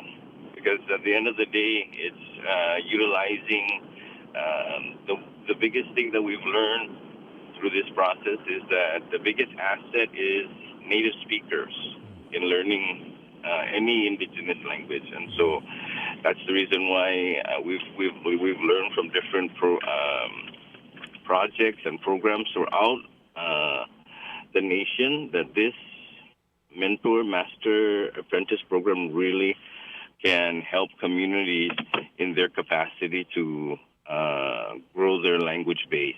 And so this is just one of the few projects that we are embarking on with the Inenula line, and we hope that the community, clearly we have a good support of apprentices, and so it's really just trying to bridge more mentors. At this point, We're looking for mentors within the different villages so that we can try and balance and keep it a little bit more convenient. But definitely it's an opportunity to bridge that gap between the intergenerational loss. And so when you do the workshops, right, and so some might say, oh, yeah, I'm a fluent speaker, right, and I can be a master. But are you going to have some kind of assessment just to verify? I believe the Signacoli Lizama, unfortunately, he's still off island at this point. Right. But I understand that there are different progressions and intervals where they're able to measure the fluency and or proficiency of the apprentice. In terms of the mentor or the master, I believe it's at least a certain level of proficiency and fluency, so that they can at least keep the conversation going and staying within the language. And if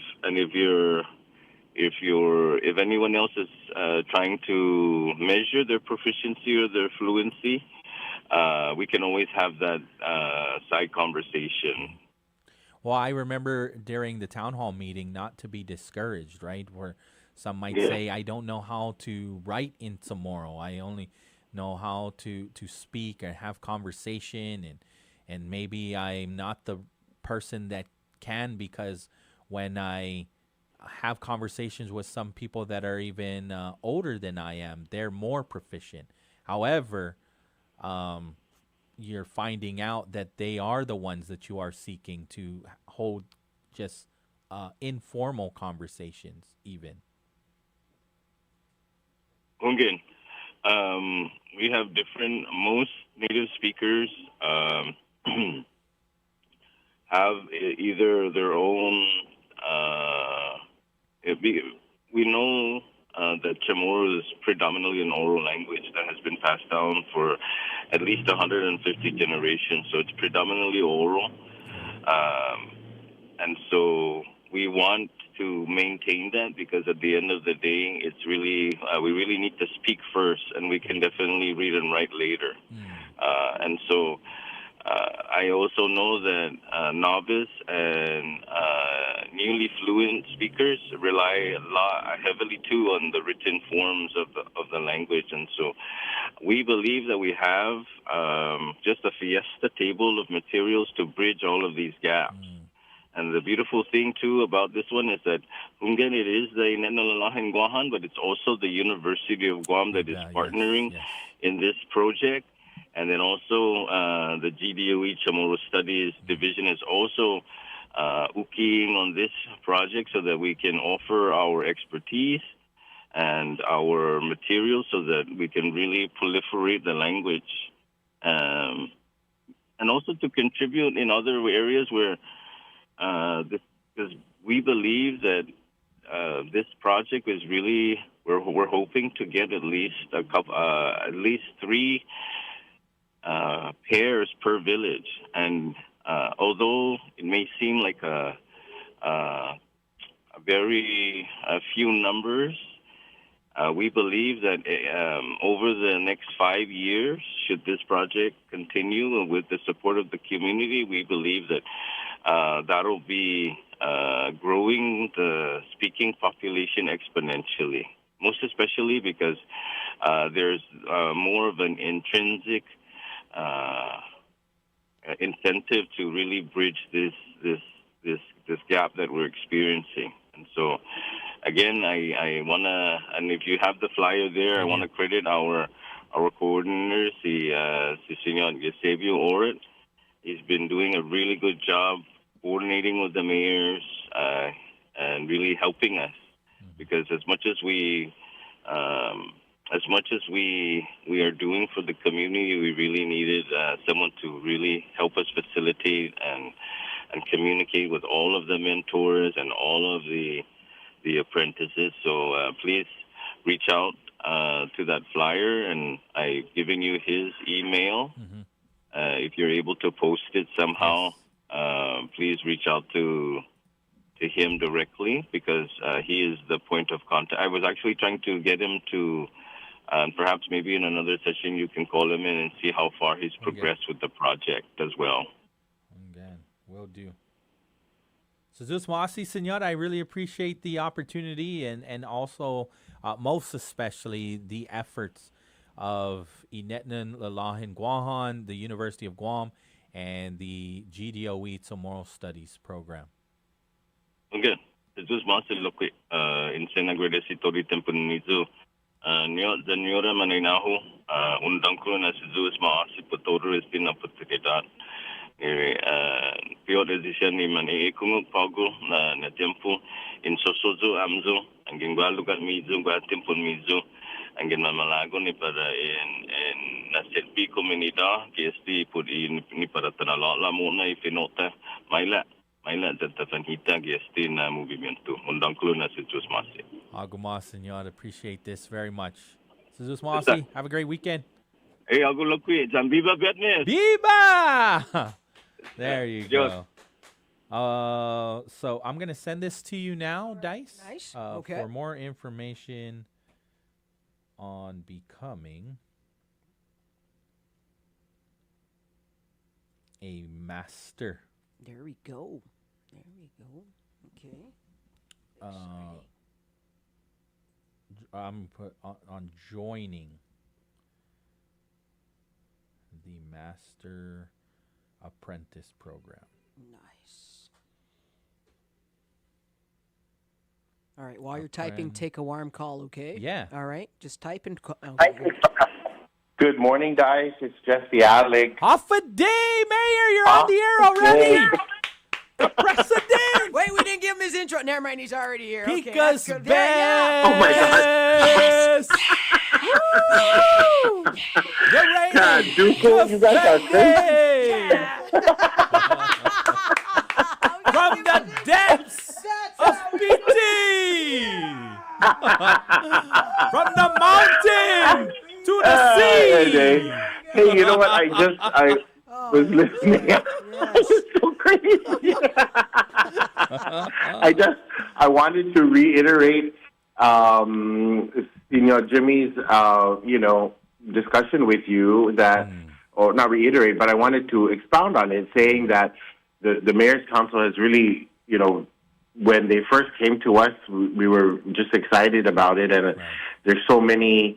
There are opportunities for every village to participate in something like this. Wow. I think the difficulty really is finding that master to join the apprentice, right? And so I do echo his sentiments that even here in PT, I know of at least one apprentice who has been ready, and so I know that the fluent speakers are they're dwindling, and there's not too many out there. But if there's anyone willing to participate in the program, you can reach out to us too, and we can make sure that we speak with YMLG guys, because they're we're really wanting to work with them, and we're very appreciative of the fact that they continue to press forward. I mean, amidst the difficulty of just really trying to recruit these master speakers, but it's a good program, and we're very excited. It's difficult. I know I did an interview personally with a student from the University of Guam, and it had to all be in Chamorro. And my upbringing was different from quite a bit of others, because a lot of where I was at my grandparents' house, and so of course we always had to speak Chamorro. We had to reply in Chamorro, and we would never get an answer if we replied in English, or we never get just a response. And then of course for me, they always brought me to church. So in church, what did you do? Everyone prayed, and there was everything, all the Lisalds, the Nabena, everything was in Chamorro. We can't see everything was in Chamorro. No real English until much later on in life. And so that's my exposure, and that's how I think I've been able to. I could speak. I certainly could reply in Chamorro and have a conversation in Chamorro. But for everyone else, it's a little bit more difficult. But I know that there's interest, and like he mentioned, there's probably more apprentices than there are masters. So like I said, even in PD, it's difficult to figure out who could be the master willing to dedicate that time. But so important, and I'm glad that you had him on again, because it's just something that we need to bring more awareness about. So that's great. I appreciated that. We appreciate you. Yeah. Oh, you said a butt. You said a butt. But there's also another thing, and I know it's Friday, and everyone's we're just waiting for the weekend to begin. But the one thing that's close to my heart, and also I've employed the council to be a part of it, and they're supporting it, and they have supported it. But really feeding our children, our students, with the backpack meals through Be Heartfelt. There's so many other programs out there, so many other people soliciting food, helping the homeless, helping those that are needy. But you don't ever want to see a child hungry, and you don't ever want to see a child go to school and not have anything to eat. Or most importantly, you don't want to see them going home for the weekend and not have anything to eat on Saturday and Sunday. And so this program that Lori does with Be Heartfelt is absolutely a phenomenal program. I've seen her work since she's introduced it to me several years ago, and I do know that her volunteers truly pack these bags, and students actually get these meals or these canned foods. And so with the construction event with Landon Islet and his brother, and with Be Heartfelt collecting the canned goods from the different teams that are going to build their own little towers, the Mayor's Council is also participating by accepting canned goods at the mayor's offices throughout the month of September. And so residents who feel that they don't have to drive too far, they can just stop by their mayor's office and drop some canned goods for this project. Again, it's to feed the students.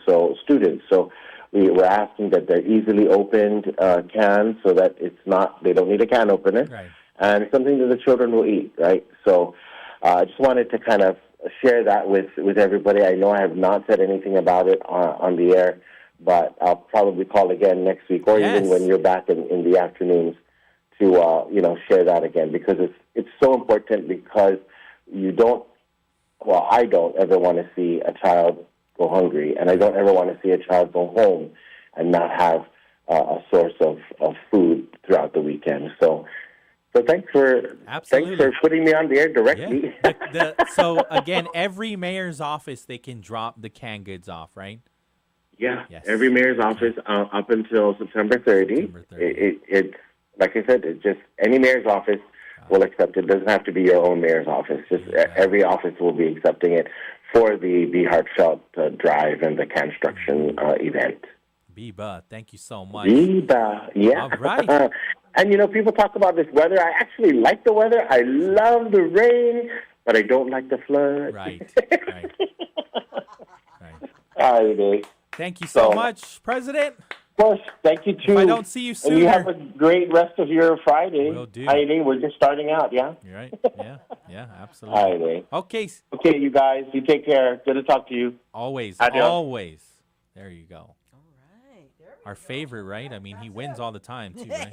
So, canned goods. I think we have one set up, too, right? We got it right downstairs. If you happen to be in the Barrigada Heights area, we're behind DMV, you can also drop off your canned goods for this very impactful endeavor, right, with Be Heartfelt, right? And I know also the Islet brothers are part of that, too. They're going to be doing construction. If I don't have the flyer in front of me, but I know that is something that they're doing. Marine Corps Base Camp Blas is doing this as well. And then every mayor's office you can drop off. So at your convenience, your village mayor, you can drop off canned goods for this endeavor again. 7:57 in the morning. So I never, I keep forgetting to bring this up. Okay. And so I'm inspired by the efforts of Be Heartfelt, right? Nice. And efforts of just people, humanity, when we're talking about just doing something without ever asking for anything in return. You see somebody struggling. You see somebody that is down, on their luck, and you try your best to even just do something as simple as walking up to a complete stranger and saying, "Are you okay?" And so the University of Guam, there was, and I'm not going to say any names but it's an example of humanity. And when Arnold Schwarzenegger says, "The worst of us is not the most of us," I think of these kinds of acts of kindness. And so there was a student that unfortunately had his bike stolen earlier this week. And so he rides his bike to school, to the University of Guam every day. And he had tied it to like a power pole or something, right? Went to class, came out, and was distraught because his bike was gone. And the faculty over at where I'll say the building, the humanities, School of Humanities, right? Liberal Arts and Humanities school at the University of Guam. That faculty noticed that this student was distraught, and so they asked him. They walked up to him, says, "Is everything okay?" And he goes, "My bike was just stolen." And so they were, call police. They're looking for any of the culprits, checking their cameras too, and they looked around. And so the dean or the assistant dean of that school said, "You know what? I'm just going to go get this student a bike." And they went and bought the bike, and they were looking for the student. The student ended up being at the library. Okay. And they said, "Hey, the assistant dean would like to talk to you and just make sure everything's okay." And as he walked over, there was the bike, a brand new bike, And so what that bike means to the kid is way more than the value of the bike. So they learned that he rides his bike to school every day. That's his only mode of transportation. And just the look on the kid's face and just seeing that, that from the beginning of the day, not even knowing what his next move is going to be, to just being in complete awe of the whole situation. And so, from my understanding, is now they've even given him the capacity or given him the space to make sure that bike remains safe the whole time he goes to school. But when I was told this story, I just couldn't help but get very emotional and just say, you know what, that right there is what humanity is all about. 8:02 in the morning, KGUM FM in Dededo, Guam. We've got Charlie Hermosa waiting in the wings on the other side of the CBS News, because we're going to be talking. I'm going to get his take on the Guam Defense Forum, and he was there for the last 2 days, and so we'll be hanging out with him, and then we're going to get an early business bites with Maureen Maritita in the second half of the 8 o'clock hour. And then we're going to spend the rest of the show with Dr. Robert Underwood, former Congressman Robert Underwood, and get his take on the Guam Defense Forum too. All right here. Joe Malik, I see you. We should have time. If you call me in between Charlie and Maureen, we'll get you on. But thank you so much, Joe Malik. Actually, no, let me just get him on now, because I apologize. I told him to call today. Right on. So I don't want to lose him. Senor, thank you for calling. Buenas. Viva! No, I got a good news. Yesterday, my mailman delivery. Yes. It was raining hard, and he placed it on a place where the rain won't get. I mean, my letters, my boxes. He placed it on a place where the rain won't get wet on the rain. Right. There you go. Another act of kindness. Give him a shout out. What's his name? Do we know? The mailman that drops the mail, that delivers the mail in Inalahan. Thank you so much. Jesus Maasi. There you go. Yeah. How's your it brother? It was raining real hard, and he placed it on on an area where you won't get wet. Yeah. How's your brother? Did you go see him? Did you go embrace him? I didn't go yesterday. I got an appointment this morning. Okay. I'll be up at Seabuck. There you go. So maybe afterwards. I was going to call you to have breakfast with me at McDonald's. What time? What time? I don't know what time I'll be finished at I'll Seabuck. message you because I'm going to be over at the Guam Community College after here. There's a graduation, a youth build graduation that I want to go to with the Guam Contractors Association. They're doing that graduation at 10 a.m. So I'll be there, but I'll message you and see if you're still in the area, if that's okay, yeah? I'm thinking probably more than an hour with Dr. Cruz at Seabuck. Well, I'll call you offline. And then don't forget the PARS meeting tomorrow at 3 p.m., right? Bring your bayonet tomorrow at the Guam Museum, yeah? Okay, senor? Yeah, I'll go there tomorrow and turn in the bayonet, the World War II bayonet. Biba. All right, senor. Thank you so much for calling. Thank you. Adios. Viva business. Viva! All right, we're going to take the break, and then on the other side, we're going to hang out with our very good friend, Charlie Hermosa, right here on Wave 105. This is CBS News on the Hour, sponsored by Progressive Insurance. I'm Cammie McCormick. Congressional Democrats have unveiled a bill that would bolster free speech protections in the wake of Charlie Kirk's killing. And Representative Ro Khanna wants the FCC chair, Brendan Carr, to answer questions about his role in ABC's suspension of Jimmy Kimmel's late-night show. I'm introducing a motion to subpoena Brendan Carr, to bring him in front of this committee, to stop the intimidation of private businesses, and to stand up for the First Amendment. Reporter Linda Kenyon on President Trump's comments today before leaving Britain. Jimmy Kimmel was fired because he had bad ratings more than anything else, and he said a horrible thing about a great gentleman known as Charlie Kirk. On other issues, including ending Russia's war against Ukraine. The one that I thought would be easiest would be because of my relationship with President Putin, but he's let me down. The president also said he disagreed with Prime Minister Starmer on recognition of a Palestinian state. Trump has asked the Supreme Court to allow him to remove Lisa Cook from her position on the Federal Reserve Board of Governors. Legal analyst Laurie Levinson. The appeal going to the Supreme Court seeks to maximize the president's power.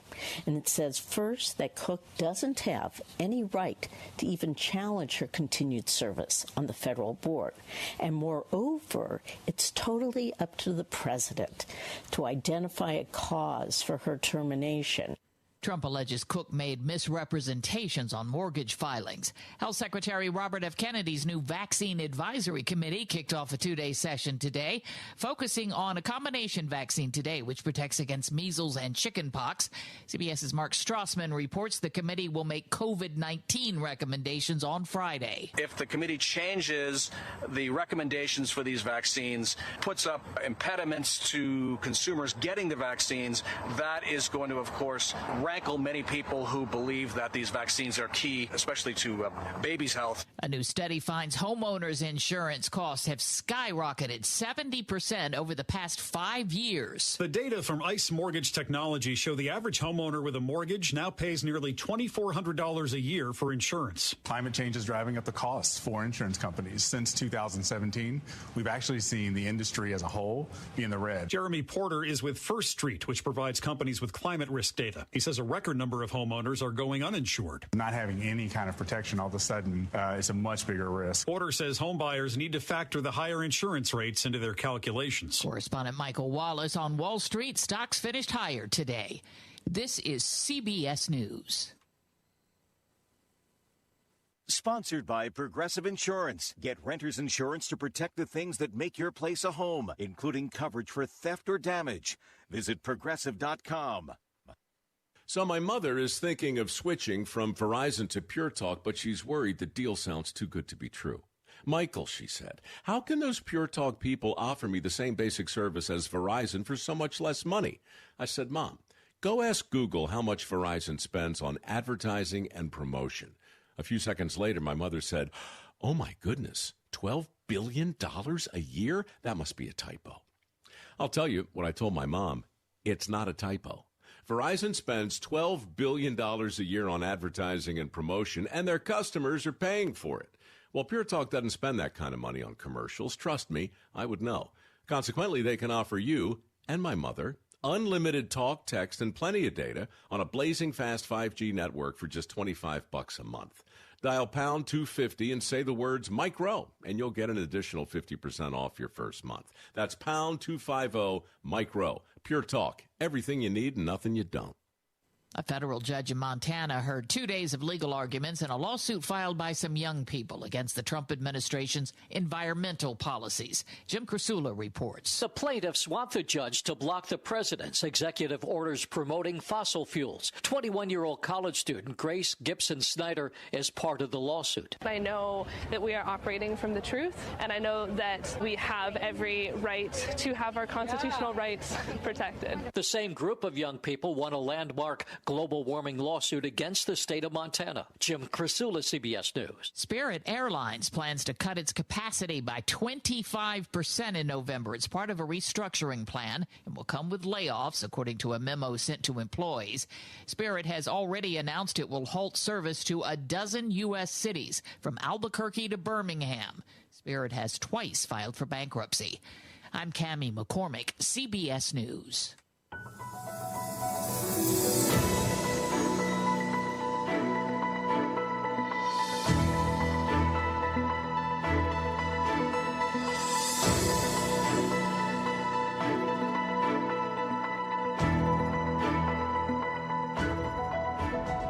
Hafa Adai, Guam. Good morning and welcome back. It's Mornings with Patti on the Wave 105 FM, hosted by Pauly Suba for a Friday, September 19th.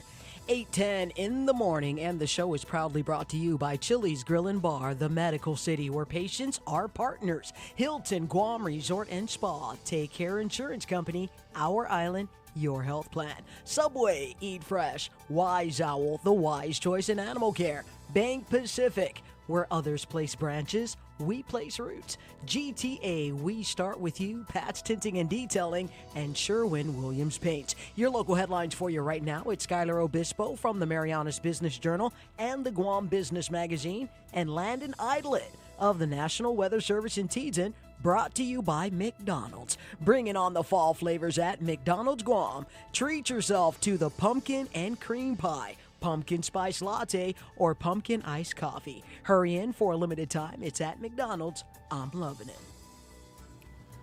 Buenas and Hafa Adai. Here's the latest from the Marianas Business Journal.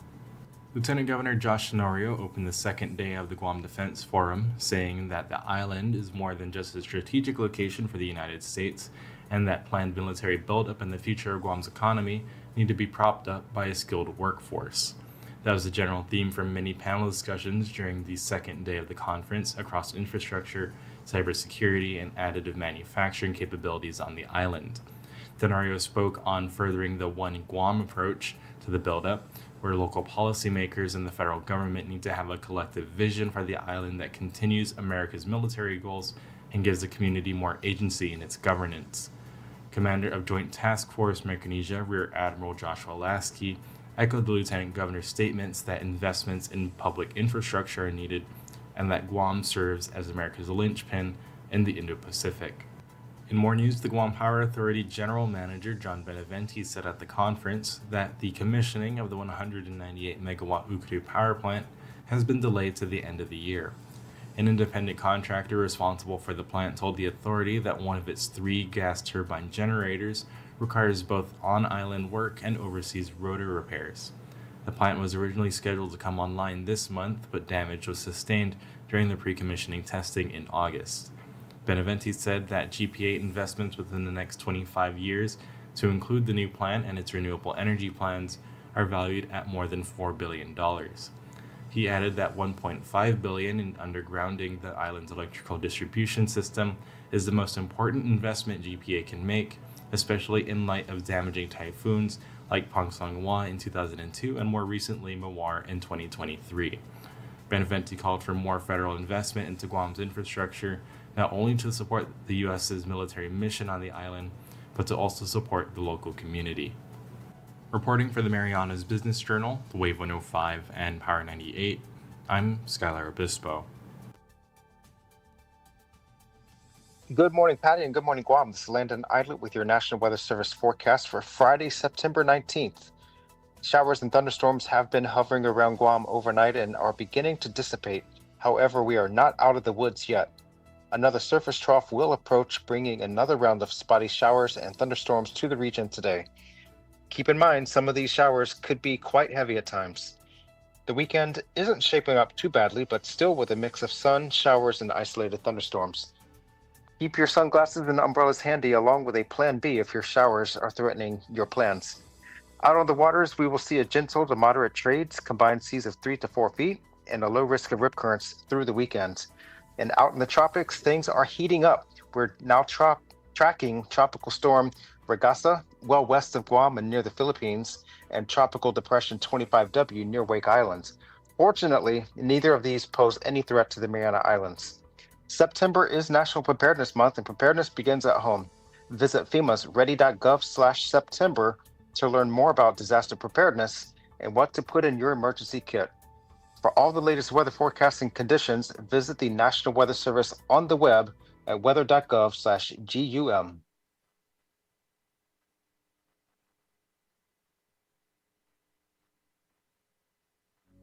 One pill can kill. Fake pills often contain fentanyl. It only takes 2 milligrams of fentanyl, equivalent to a few grains of salt, to be lethal. Fake pills are often sold on social media platforms, making them available to anyone with a smartphone. Talk early and often to youth about the dangers of misusing prescription drugs and the lethal dangers of counterfeit drugs laced with fentanyl. Stay informed, stay safe. One pill can kill. This public service announcement is brought to you by the radio stations of Glimpses Media Group, Wave 105 FM and Power 98. Alrighty, Guam, let's go ahead and do this. Your last look at this morning's Real Deal Traffic Report, brought to you by Guam Auto Spot, where you could schedule a test drive by calling 478-AUTO, or if you'd like to look at our inventory, it's available on our website at guamautospot.com. And mobile gas stations, be sure to download our app today for exclusive fuel coupons. You can visit guam.mobile.com for more details. All right, guys, the streets of Guam are definitely wet this morning, so you do want to watch your speed limit. It looks like traffic is picking up along Route 4. For those of you getting up and around Ordot this morning, you will find north and both southbound traffic. It sort of flows its way into Sinohanya as well as Hagåtña this morning. West O'Brien Drive is nice and clear. No delays along Route 8. We do have a few pockets getting around the Barrigada Fire Station, or on Route 10, that's going to be at Antolon Middle School in Barrigada. We do have north and southbound traffic there. Aside from that, around UOG in Manila, we do have a little delay there. Traffic in Derrida is nice and smooth this morning. No delays in Gigo. However, again, let's just watch our speed limit. Eyes on the roads. No texting and driving. Allow some braking distance between yourselves and the vehicle in front of you. This is your Real Deal Traffic Report for Mornings with Patti on the Wave 105 FM, hosted by Pauly Suba for a Friday, September 19th. It's all being brought to you by our friends at Guam Auto Spot and mobile gas stations. Here's Energy in 15. Quick power facts from GPA. You can do more than pay your bill online. With paygpa.com and our mobile app, you can manage your account, set up autopay, and go paperless anytime, anywhere. And here's another tip from GPA. Sign up for GPA Power Alerts to get outage updates sent directly to your phone or inbox. Simply text Enroll to 1-855-252-9998 and stay connected. Energy in 15 is brought to you by Guam Power Authority. It's the Guam Auto Spot Overstock Sell-Off, and our manager is absolutely crazy for dropping these deals. Right now, drive off in a brand new 2025 Eclipse Cross for just $24,995. That's $2,000 off the original price. Plus, check out our high-quality pre-owned vehicles, fully inspected and ready for the road. Get pre-approved online at GuamAutospot.com or call 478-AUTO to schedule your test drive today. It's the Guam Autospot Overstock Sell-Off, and everything must go. The new and improved Chili's 3 for Me deal is here. Starting at $12.99, get a drink, an appetizer, and an entree. You heard right. You can get a Coke, chips and salsa, and an old timer with cheese for only $12.99. Only at Chili's. Great food and value happen here. Think you've got what it takes to win? Tune in every Friday on Wave 105 FM with Patti Arroyo for the Hilton Trivia Challenge. Test your knowledge and you can score dinner for two at the Hilton Guam Resort and Spa. It's brought to you by the Hilton Guam Resort and Spa only on Wave 105 FM. Hafa Adai at Wave 105 FM. We want to talk. We want to talk about the things that are important to our island and our community, and we want to talk with you. If you want to join the conversation, if you want to chime in, we welcome it. We welcome all points of view, all thoughts, all perspectives. Call or WhatsApp us at 671-922-1051. If that line is busy, then call us at 922-1052. This is Talk for Everyone. Thanks for listening to Wave 105 FM, the Talk of Guam. More of what you need. Wave 105 FM.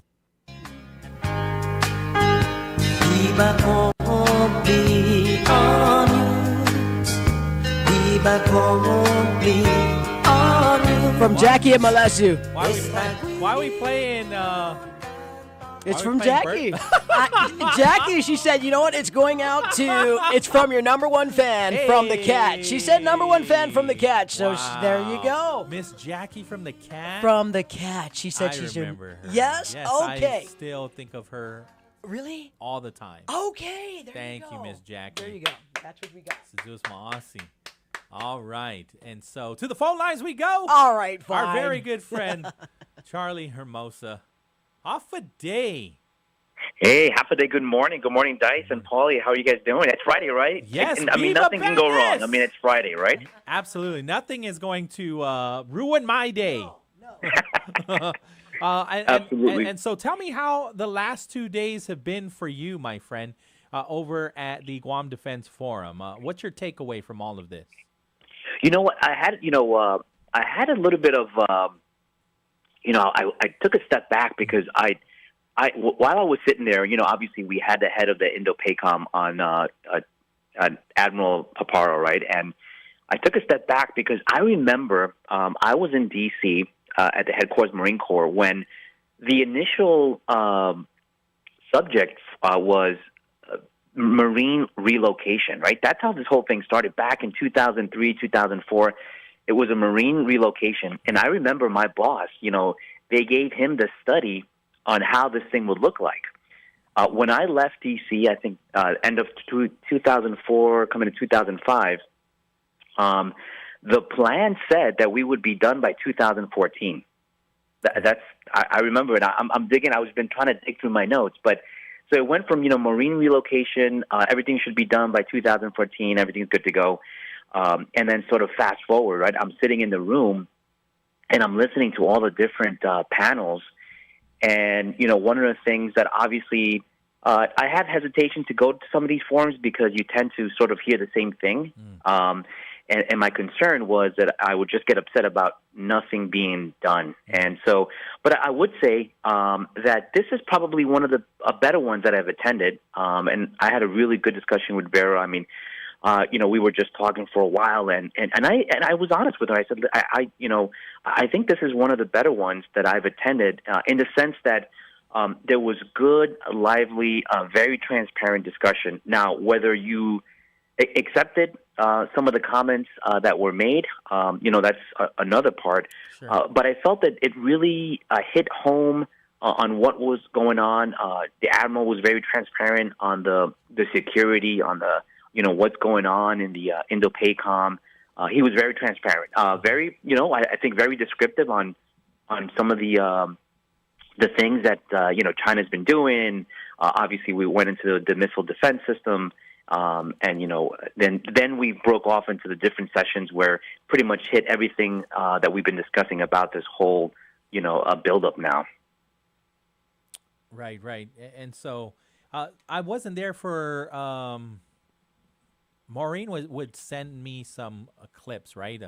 Admiral Paparo's opening remarks, and then some of the Q&A that happened after that. I was there for just the first two panel discussions yesterday, and so when I wanted to be there. I thought that the additive manufacturing ecosystem panel was going to be in the morning, but I guess it got moved till later on in the afternoon. Did you happen to watch that one?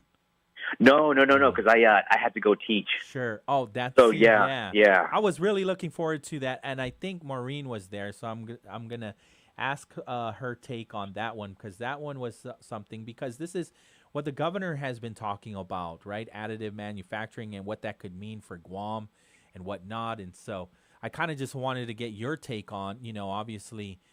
Your expertise a lot is in drones and how drones can help, but even I've heard you talk about blockchain, but just in innovation in general and what we can realistically benefit from, right? What is your take, and have you seen any of this additive manufacturing out there and the approach that we can take on it? Yeah. No, and I think the panel discussions. I think if you on the first day, I think if you look at we talked about infrastructure. They talked about infrastructure, and the sentiment I think across the room was, hey, listen, whatever you do inside the fence, don't forget about us outside the fence, right? I mean, you're hardening your infrastructure inside. If you look at our roads, our infrastructure, that the housing that's going to come up. All that has to be taken into account. So basically, I understood exactly. I mean, that's the discussion that we need to really have. And I think that, it can't just be siloed into inside the fence and then, outside the fence. It's got to be just kind of looked at collaboratively. I mean, and I think that discussion needs to continue to have. And I think that, whether you agree or disagree with Dr. Underwood's perspective, I think that type of discussion and the ability for him to sort of raise that question in that type of forum, I think it was good, because everybody has to have their chance and opportunity to voice their concerns, right? And I think that was a good open dialogue. But from where I stood on the economic side, the economic development, on the workforce development, I think that the sentiment was sort of in line with the same discussion, right? As far as infrastructure, was the fact that if the military is going to invest into making sure that, again, their supply chain is very robust, why not invest into creating, continue to create the additive manufacture type examples with other type of industries that could lead to local development. So the military invest, right? They're getting what they need, but it kind of spills over to local entrepreneurs piggybacking on this investment and taking off with other type of industries. But I think that really would align with what we're looking for, because if you talk to a lot of entrepreneurs here locally, we all start small, and then we're always kind of looking at how do we break out, right? How do we get to the next level? And a lot of the times it has to do with funding. Capital, we need capital, right, to be able to take it to the next level, to take it outside of Guam, and I think that set the tone. I think that the economic panel really, put out a lot of really great information about things that are happening on the mainland, right? For example, SpaceX, right? They're investing in Alabama, and so they've taken this. They've gone from, creating this city. Now I think it's making economically they're bringing in $1.3 billion just on this one investment that they're going to be making on space research.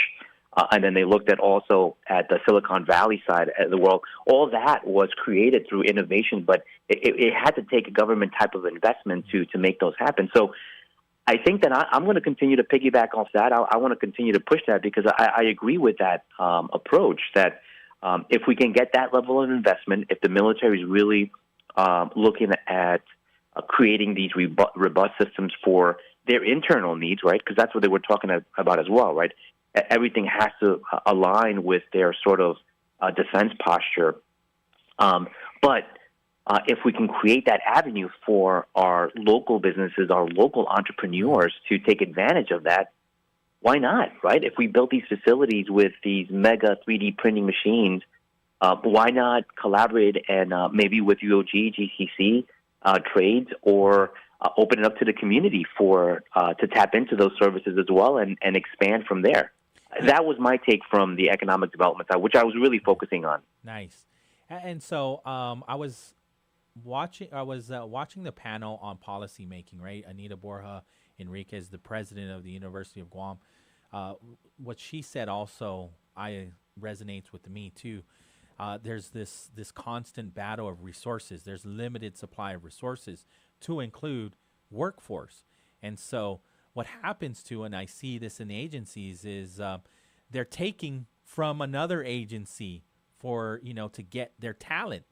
And so we have to build up our talent, right? Whether it's in the public school system, private school system, and getting them to GCA, GCC, UOG, or straight into the workforce as interns and whatnot, right? And so building up our talent, I think, needs to be a huge priority, because there is opportunity to work on these military contracts, but you have to meet certain specifications, certain standards as an entrepreneur as well. You got to meet the standards in the contract. And so, yes, we still need H-2B workers, but we also need to really, our federal government and I think our local government needs to really prioritize building up talent. No, I absolutely. And, the cannibalization, right? You cannibalize the workforce, right? I mean, and so, and to your point, but the one thing that I think that also was clear was the fact that we also here internally to us, like the local community, is what are we going to look like? What are these areas that we need to ensure that we train our workforce for? And I think that is where we need to ensure that we define exactly what those lines of opportunities look like.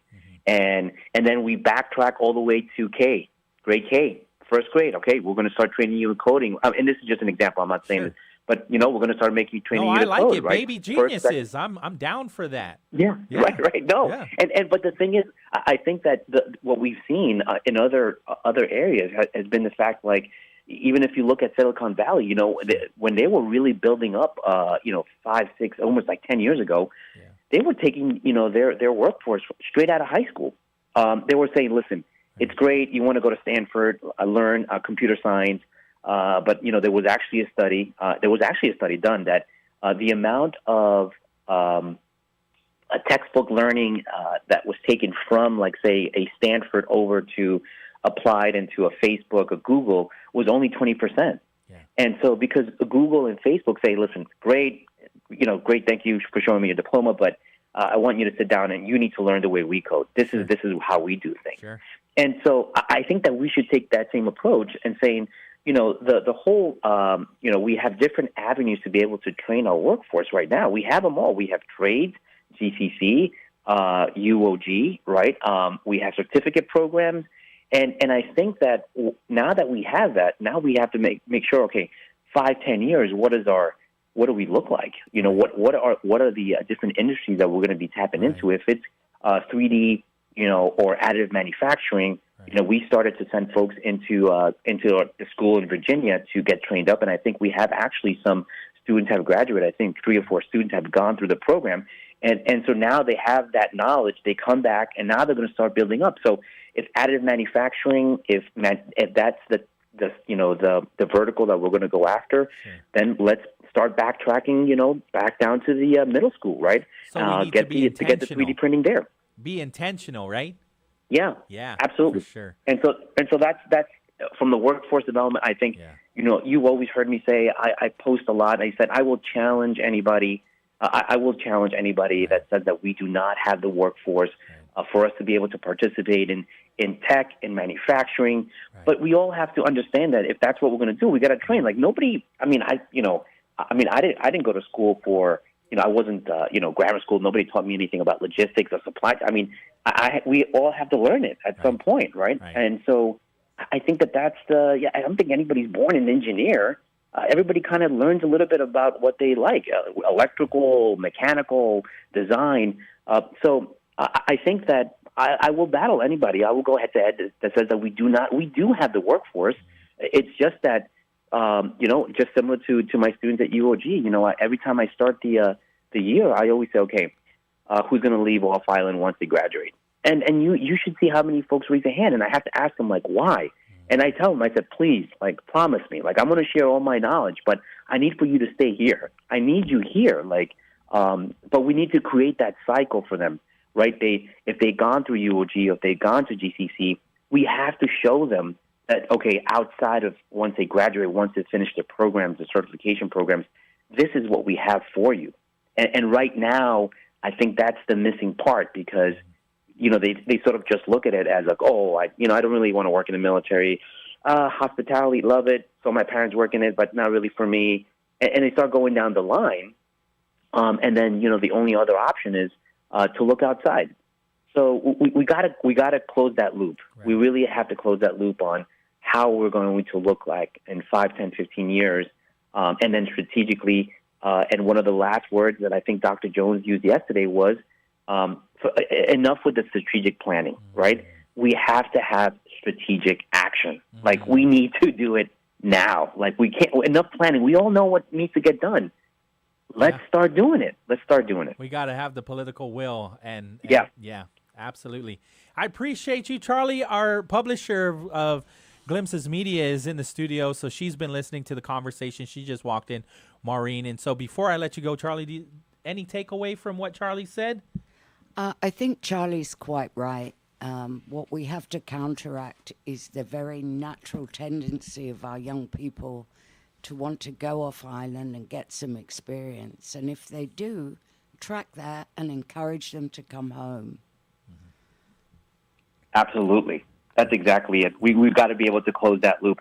And we got to prove to them that it's worthwhile to come back with all the knowledge. If they do go off island, we have to prove to them that it's worthwhile coming back. I think many young people are drawn back, because it's a different environment out there on the U.S. mainland. There isn't that warmth that you get here on Guam. You know that, Charlie. This is your home now.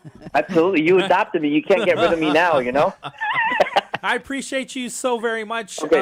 And looking forward to our next conversation. Always appreciate your expertise and the knowledge that you possess, and so glad that you're willing to share it too.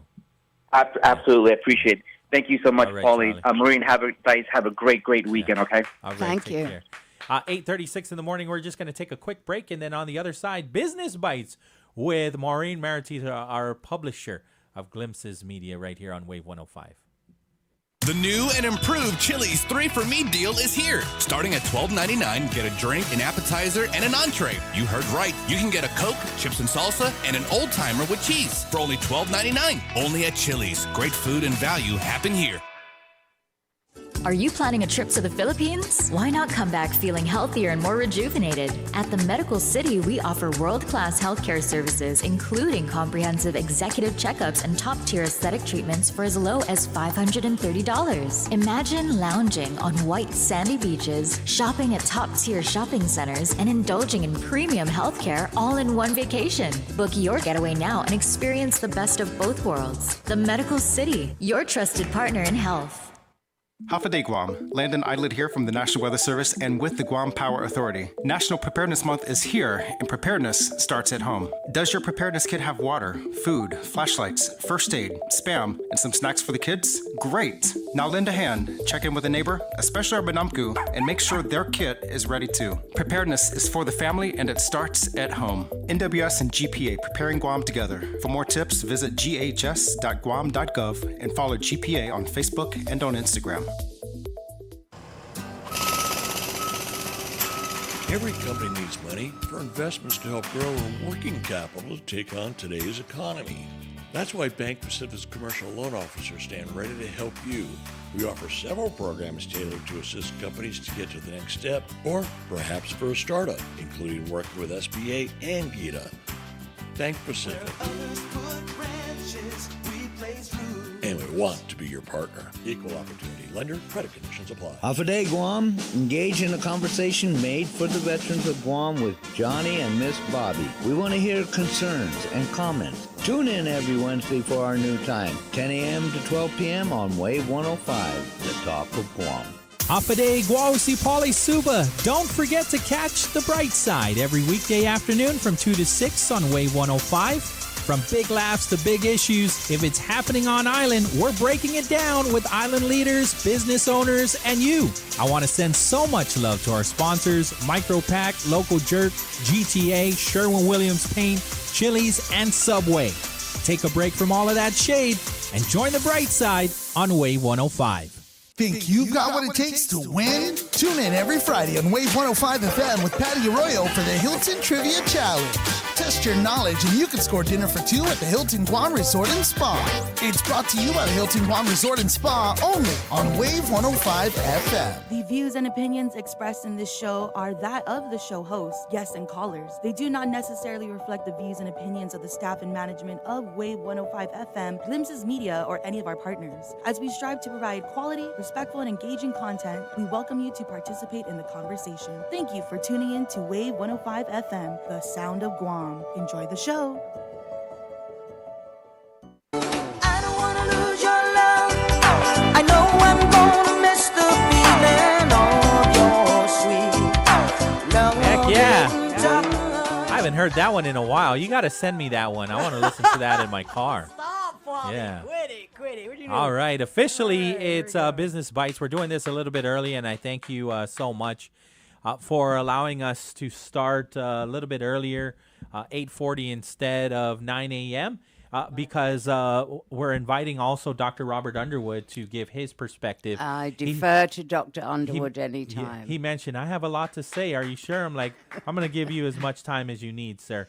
And so there's a lot that you took in. You took some amazing notes. I want to thank you as well, Maureen, for sending me those audio files.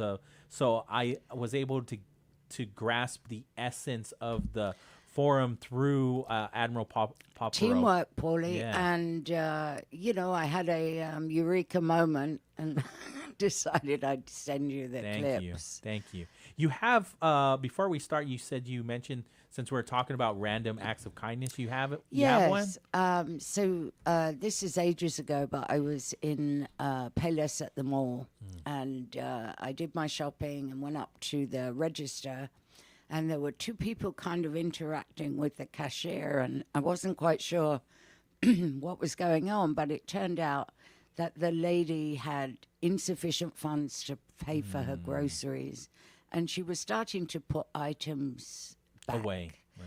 And this gentleman who saw what was happening paid for the rest of her groceries. Wow. And I wish I had taken his name but he was very quickly out of there. And it was such a Guam thing, right? It makes you feel happy you live here and can see something like that. Absolutely. By the way, we're matching. Oh, yes, we are. We got the memo. Yes, we did. Yes, not a lot of color in our outfits, but totally fitting for a rainy Friday morning. I hope it dries out for the weekend. It's a stark difference between yesterday and today. Oh, my goodness. Yeah, but that's what happens on the islands, right? Yeah, we have plenty of weather always. So tell me, what's coming out of those pages from both days? Well, so as you know, the first day was really about the geopolitical situation and where we are with that and why we do the things that we do, whether we're in the civilian or military population. Right. And it's, it's a good reminder of what's going on around us, right? I have to thank, I don't think I have, actually I do have his name. I have to thank Mr. Andre Stridiron, when he kind of put things into perspective about is war imminent, and he says our priority is to deter war. No one is inviting war. No one is looking forward to war. We are prepared for anything that happens. Well, that's just the way it has to be. It's the way things are in Taiwan too. Deterrence is the word, definitely around the region. I heard a lot of winning without fighting. Well, let's hope so, right? But yesterday was a different perspective. Yes. A lot more discussion on the economy. Definitely some discussion on where we are with our all-important utilities. And I really sat up for that one because it was, firstly, it was important, right? It's kind of crisis, disaster planning, reflection on everything from our port to our roads and where we are with that. And healthcare too? Healthcare too. Lillian Paris-Posadas yes. was there, yeah? She was not. There was a gentleman who took her place. Ah, I got it. There was a little... Representing GMHA still? Yep. Okay. Yep. So he talked about that. I think he's on the operations side. I never did get his name. Okay. But so Andrew Grant, who is from FEMA's Region 9 Moderated. Nice. So he obviously has a fine handle on disaster and scenarios that follow disasters. And then we kicked off with Jeff Moots, who's the legal counsel in the governor's office. And he talked about, he said, I think we have to take a hard look at Marwa. And he talked a little bit about how difficult it was, and certainly about communication. Right. Yeah, I heard you speak on that too, and he said what they were having to go up against are the rumors, right? About yes, it was, but I mean, our problem was getting information to Glimpses Media and then getting it out again because I wasn't here at the time, and we were having the same issues. So for the people of Guam out there, it was very difficult for them to get their telecom companies to communicate, right? Because everybody was trying to fix their problems. So that's a fault right there. Communication, right? External communication. And so we were not getting emails. If we did get them, we couldn't open the PDFs. So we were texting people. I mean, Oya was in Palau. I told her to stay there because she could post, right? Sure. We just had to get information to her because, I mean, we have all sorts of people all around the region, U.S. mainland, Japan, trying to figure out what's happening on Guam post-Marwa. So we were doing our very best to get news out. Right. And really... it was extremely difficult for our southern residents, right? Because they were having to get any message out, get in their vehicle, drive up to the central part of the island, text whatever, send out emails, and still have to sit and communicate and wait for communication to get back to them because there was none of that in Alahan, in Humatec. Unbelievable. So I was texting people and saying, if you text me, we have a way to at least get information out. Right, through Oya, through our chat groups. And I have to credit Mobile at this point because, that was what people wanted to know is on the chat groups, is the Jigo Shell Station open? Where can I get gas, right? I was pretty interested in that too. So they were very responsive. So anybody who just did what needed to be done and fed us information, we were able to share. Right. But if they didn't for whatever reason, well, we were just stuck, right? And I know that you know, it was just as difficult for the governor's office as anybody else. Oh, yeah. And you're trying to get information in. And in the first day, I couldn't even leave Perry's Acres where I live because there were trees blocking the entrance and exit. So I could have got out on foot, but, you know, I love you all, but there's no way I'm going to walk to Barricada from Gigo. So a number of those panels, when I was looking at the title and then who's on, there have been conversations of how the federal government can assist with our infrastructure, right?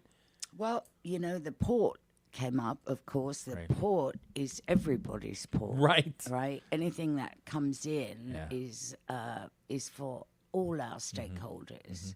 It's not just the people of Guam. Right. So, you know, if, what Moot said was if you want to protect the port, we need to improve the port. So, I mean, the question is, okay, that's such a valid statement, but I am hoping that we will get some progress reports as time goes on, right? Because it's important that we have an informed professional panel that can make these statements, but then we need to follow up. And we know the breakwater is being fixed, right? But I think there's, you know, there was some talk about what happens if just one crane goes down, right? One of those 3 cranes that we got secondhand from Los Angeles that have lived past their professional life expectancy, use. right? Yeah. So, so there's that.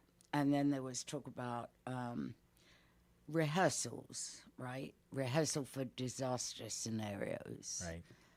I mean, I think, you know, you need a plan and you need a rehearsal, and then you need to, you know, things come up that you haven't foreseen, right? I mean, Marwa's typical for that. So, so then you need to decide how agile you can be when the very, very worst happens. I mean, what if we, you know, we needed the facilities of the hospitals on Guam as we did during COVID, but for some sort of disaster. Mass casualty. Yeah. I mean, how quickly and where from could we get tents? Because that's what it would come down to. Our hospitals don't have enough beds. It's extremely vulnerable right now. Yeah. So, yeah, the plan should be for the very worst scenario you can think of. And that's plan and then execute the plan. Yeah, absolutely. And, you know, I think the other thing they looked at was... Were you there for, I'm curious now, were you there for the assistant deputy secretary? Was he talking about affordable housing and whatnot and how they're going to strategize? He was. Okay. Yes. So, you know... Did he give more details on how they want to go about this? I had a quick word with him and his assistant afterwards, and I introduced myself and said I was very interested in any planning because for us, what does it look like? Does it look like how they're doing in Hawaii, where there are certain areas that are not necessarily on base? I don't know. I don't think they know how they're going to do it. What I did say, I wrote to his assistant afterwards. I sent her some of the stories we had done about housing, and I said, let me know if you need to be in touch with any real estate experts in Guam. Right. You know, and we'll see. I don't know how they plan to do it. But we've always had people living out in the community. Sure, yeah. So I think my concern is also that we've encouraged people to invest and open units to the military that we now don't take it away from them too. I'm trying to just imagine how it could look like. It could look like a apartment complex that is near my house that is going to be privately run, like a private company is going to maintain this facility, and everybody in that house, in that apartment complex, are all military members. That's in my mind. That's what I'm thinking is the concept. Well, some of the ideas don't just include military members; they include military retirees. Right. Too. Okay. Right. So, but do you think they're going to mix and match? I hope so. Okay. So in a complex of, let's say, eight units, 5 could be military, and then the other 3 are still civilian. I hope so. I hope so too, right? I think in Hawaii That's what they I'm had a hoping for. requirement for new developments that 10% go to low-income people. Yeah. So Right. it was stipulated. I as think part that's the of same here in contract. Guam too, right? Anytime you build the Palisades up in there, they have to set aside. I am not sure. The other one I have a question, because we're about 7 minutes to the top, is additive manufacturing.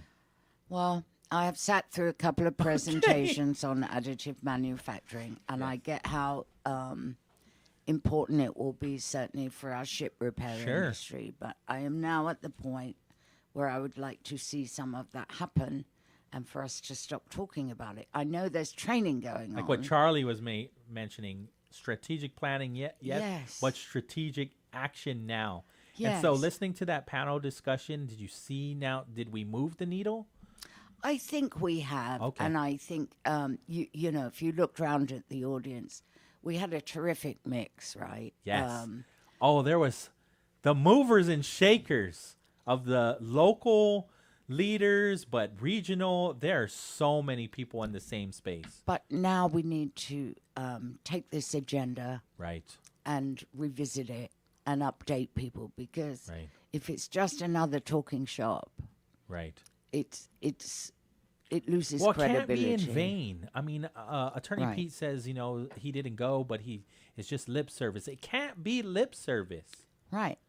So I think you and I will be following up on some of these issues that came up. I know Vince Areola talked about the bridges that are going to be built, so you can expect, Yes. in your part of Yes. the island, some organized chaos. Yes, So- this is an ongoing project, and I think we've heard a good amount of information, and that they're working towards strengthening these bridges sooner, if not sooner than later. Yeah. We had our representatives from the chamber there, Taya, Catherine Castro. I hope there will, and also... I saw former Governor Torres there, Oh, was too. he there? Yeah. Oh, he's been coming to Guam quite a bit. Yeah. That's interesting. I Governor know- Apatang was Yeah, there the he first day, was. yeah. Yes, I went over and chatted with him a little bit.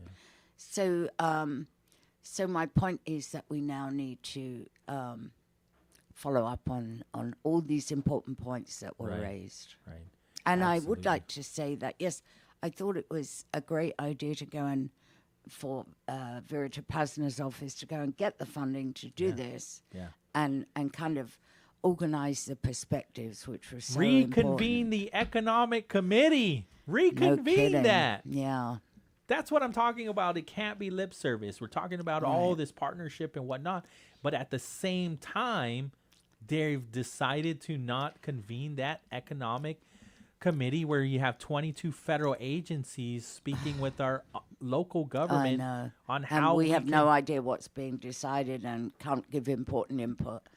The other thing I wanted to say is that I'm glad you've got Dr. Underwood coming in. He's He did. he made his presence, so he is in the building. Yay. Okay. He did speak, and he was very polite. Yeah. Not all the attendees were who had an opinion.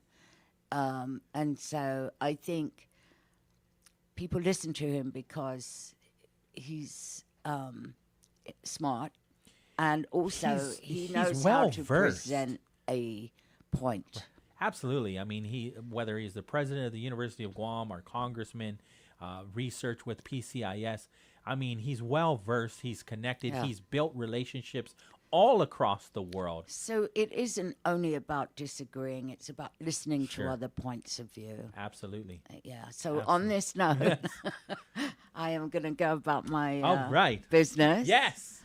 And I'm going to the youth build construction from here. Okay. I'm going to go. It starts at 10 a.m. And so that's why I really appreciate Dr. Robert Underwood. This allows me as well to get out of here at a decent time and make that graduation.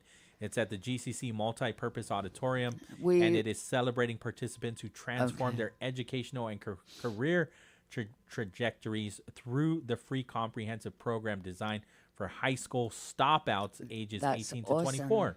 And I know we will have photos from that and a bunch of other events that we're pushing out. So don't forget to check the MBJ website. You'll have a story.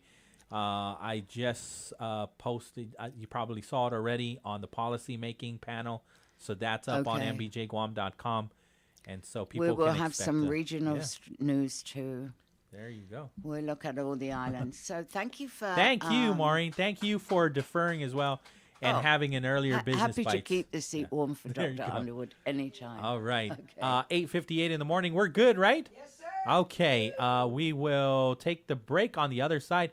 You're going to be hanging out with Dr. Robert Underwood, the chairman of the Pacific Center for Island Security, right here on Wave 105. My name is Pauly Suba, filling in for Patti Arroyo. Biba Betness.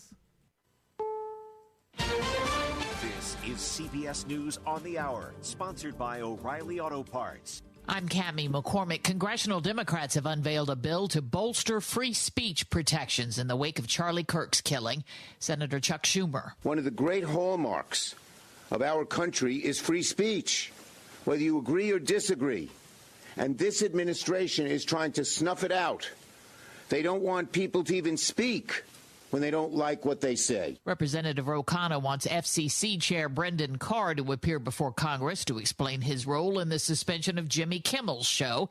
He said the administration is making comedy illegal. Jennifer Kuiper reports. David Letterman, during a sit-down with Jeffrey Goldberg at the Atlantic Festival, didn't hold back when the topic of the Jimmy Kimmel Live show being preempted indefinitely by Disney's ABC came up. It's silly, it's ridiculous, and you can't go around firing somebody because you're fearful or trying to suck up to an authoritarian criminal administration in the Oval Office. That's just not how this works. Letterman calls it managed media. Jennifer Kuiper, CBS News. Health Secretary Robert F. Kennedy's new Vaccine Advisory Committee has begun its two-day meeting. It is expected to release its recommendations on the COVID-19 vaccine tomorrow. CBS's Mark Strassman is there. The more steps, the more impediments you put in the way between the consumer and the dose of whatever vaccine the consumer is potentially interested in, the less likely it is for the consumer to get that. So that is really what's at stake here, is whether the consumer is still going to have the option to get the vaccine as easily as he or she has in years past. President Trump is heading back to the U.S. from Britain. Before leaving, he held a news conference with Prime Minister Keir Starmer and was asked about sanctions on Russia. He insisted European countries must first stop purchasing its oil. I'm willing to do other things, but not when the people that I'm fighting for are buying oil from Russia. If the oil price comes down, very simply, Russia will settle. And he said he wants the Taliban to return a massive air base in Afghanistan that the U.S. evacuated during the withdrawal. It's one of the biggest air bases in the world. We gave it to them for nothing. We're trying to get it back, by the way. Okay, that could be a little breaking news. We're trying to get it back. Trump suggested U.S. troops could return to Bagram because of its proximity to China. It's unclear if the U.S. has had any direct or indirect conversations with the Taliban government. On Wall Street today, stocks finished higher. The Dow was up 124 points. The Nasdaq up more than 200. This is CBS News. Think O'Reilly Auto Parts for all your car care needs. Get the parts and service you need fast from the professional parts people at O'Reilly Auto Parts.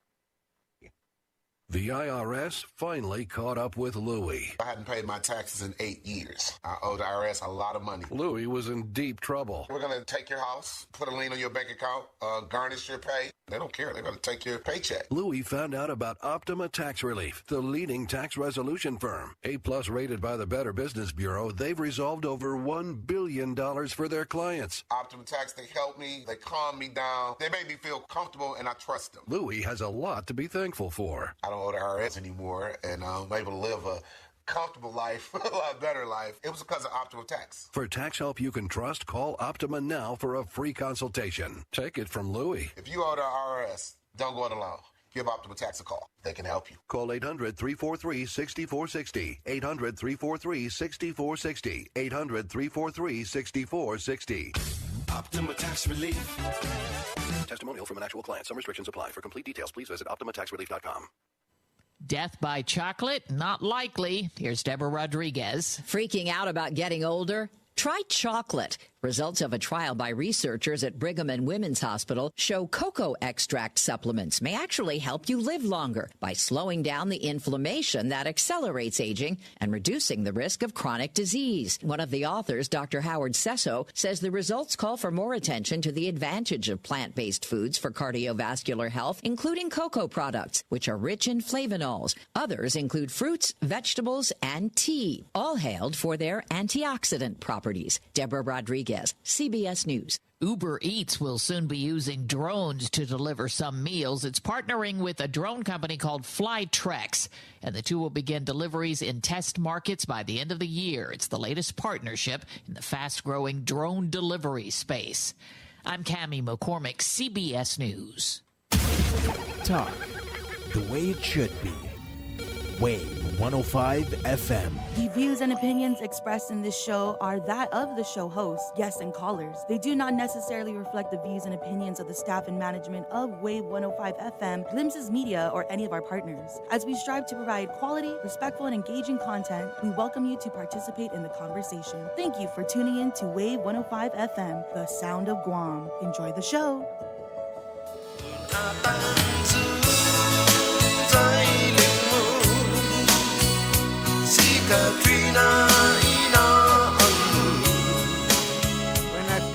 Buenos dias. Tu música, Katrina. Hey. No, I don't know Katrina, but I know the song.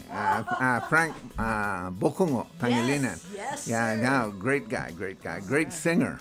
He was, in my estimation, probably the most prolific Chamorro rock and roll singer. In any event, buenos dias todos Hamzo. You know, this show is Mornings with Patti, and then it turned into Morning with Pauly Suba, and then he left, and so now I'm the number 3 in the line here. Such an honor.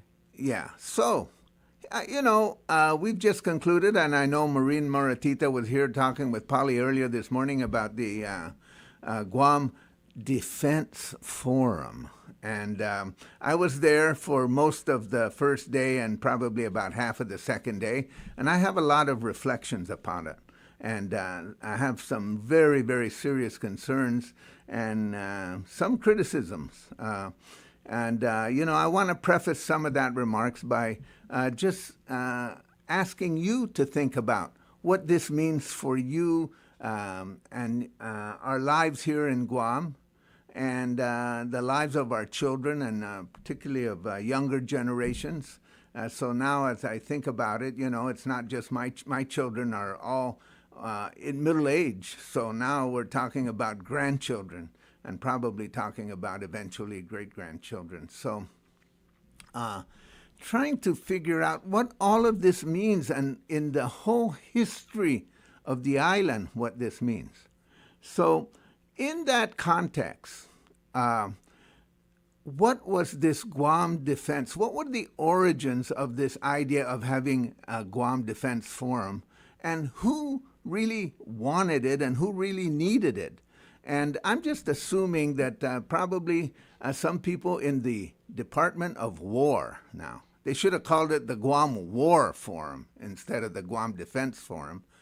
Some people thought that they needed to explain why all of this activity was going on and tried to do it in a somewhat engaging way and in a way that promised partnership or collaboration and moving forward, and using all of these kinds of terms that people like to use when they're trying to really paper over some very serious issues, some very serious concerns about the economy, about housing, about our security, how we define our security, how we define what homeland means. And whose homeland are we protecting? And in fact, the whole region. Why is this all occurring at this time? So all of those things kind of coalesce into 2 days of really quick conversation. And of course, there's been a lot of media attention to it, and there's been a lot of media prelude leading up to this. I'm Robert Underwood, and I'm associated. I'm currently the chair of the Pacific Center for Island Security. I've worn many hats in my life. I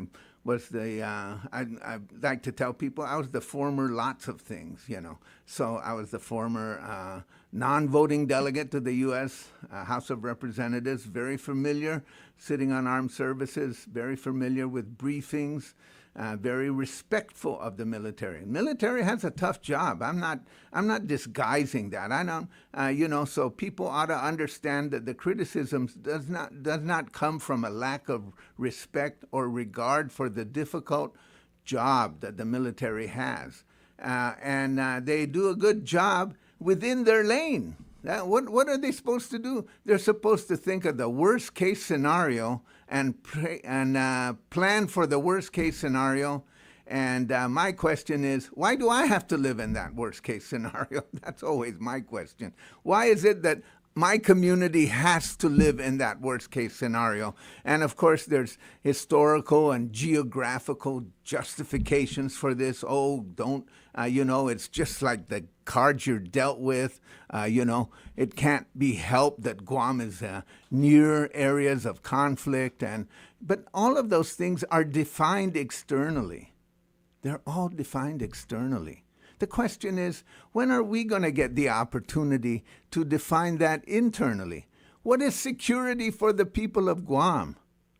What does it mean to have security for future generations?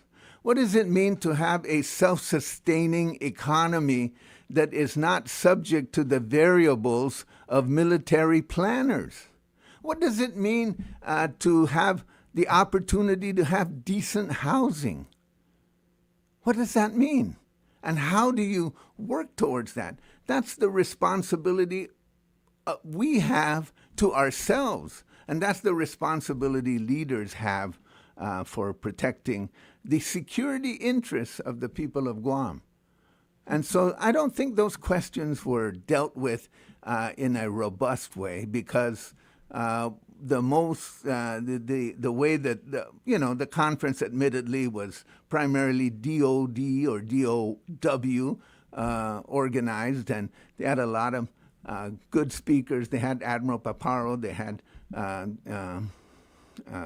local elected, they had Governor Leon Guerrero, we had Lieutenant Governor Joshua Tenorio, and we had panels where some senators participated.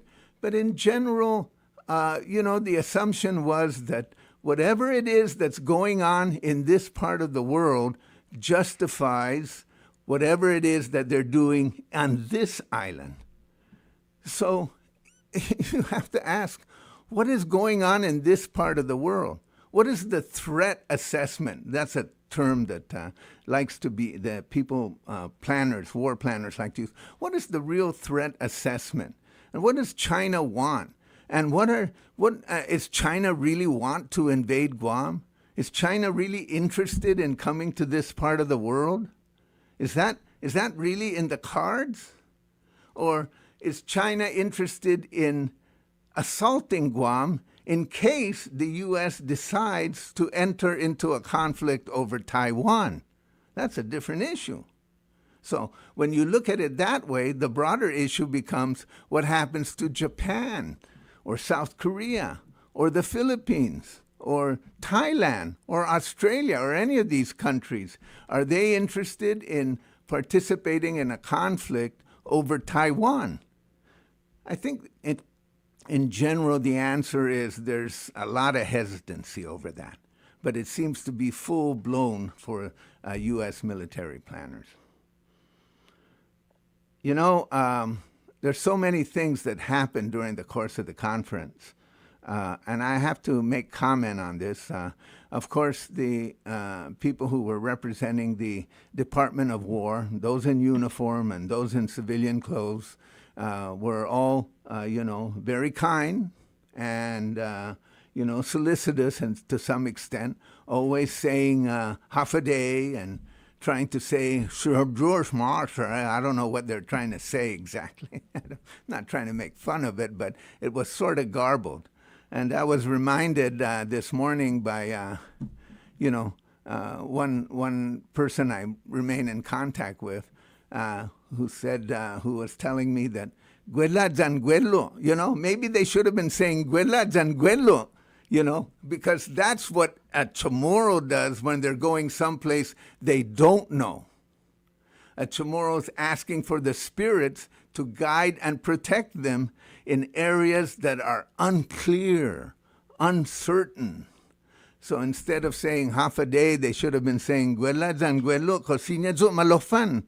Guela Zanguelo, can I enter this place? That would show real respect. But that wasn't there. It was just a kind of, in a way, a patronizing approach. We were supposed to feel good because they were saying Hafa Adai and trying to say Sizuos Maasi. Well, nice try, but that's not what we're talking about here. We're not talking about being all these individuals are nice people. They're not demons. They're just nice people. So what we want to know is what are their plans? And of course, we know that they have this enhanced integrated air missile defense system, which is going to change the nature of our lives. They're bringing in thousands of military personnel, which is gutting out the housing market, and also putting out a focus, a recovery from tourism. So as we go through all of that, we're trying to figure out what is our response to protect ourselves for our own island security. It's a difficult task. It's a very, very difficult task. So and we have a call here from Tunzo, but before we get to Tunzo, I just want to point out that the whole logic of this, he's changed his name to Uncle Sam, the whole logic of this is that there is a potential conflict with China because China is growing, It's true. It's true. It's a competitor to the U.S. in this part of the world, not just militarily, but economically, in terms of diplomatic initiatives, in terms of its relationships, in terms of Belt and Road Initiative. They're all of these things that are going on in this part of the world. China's economy went from, 1.7 trillion at the beginning of this century to way over that amount now. China now accounts for 20%, nearly 20% of the total gross domestic product of the entire world. The U.S. accounts for about 25%. So they're a near peer competitor. And as China grows economically and establishes diplomatic initiatives, the issue is, are they beefing up their military to advance into other areas? And what is the U.S. response? Well, the U.S. response is primarily military. They're not countering the diplomatic initiatives. They're not countering with soft power. They're not doing business investments in this part of the world. It is as if the growth of China and the establishment of China as a major power in the world and as a leading power, competitive power in this part, in the Asian Pacific region, is entirely military. But it isn't. It's economic. It's diplomatic initiatives. It's the strength of who they are as a people and as a country. And the United States response is primarily military. And I think that doesn't serve the United States well. That doesn't serve the United States well. So that's a criticism, I think, of a general criticism of the American approach. I ran into a group of Peace Corps veterans up in Saipan a couple of months ago. They were all veterans from Micronesia, Peace Corps volunteers. And I asked them, whatever happened to the idea of peace through the Peace Corps? Whatever happened to that? Instead, now we have peace through strength.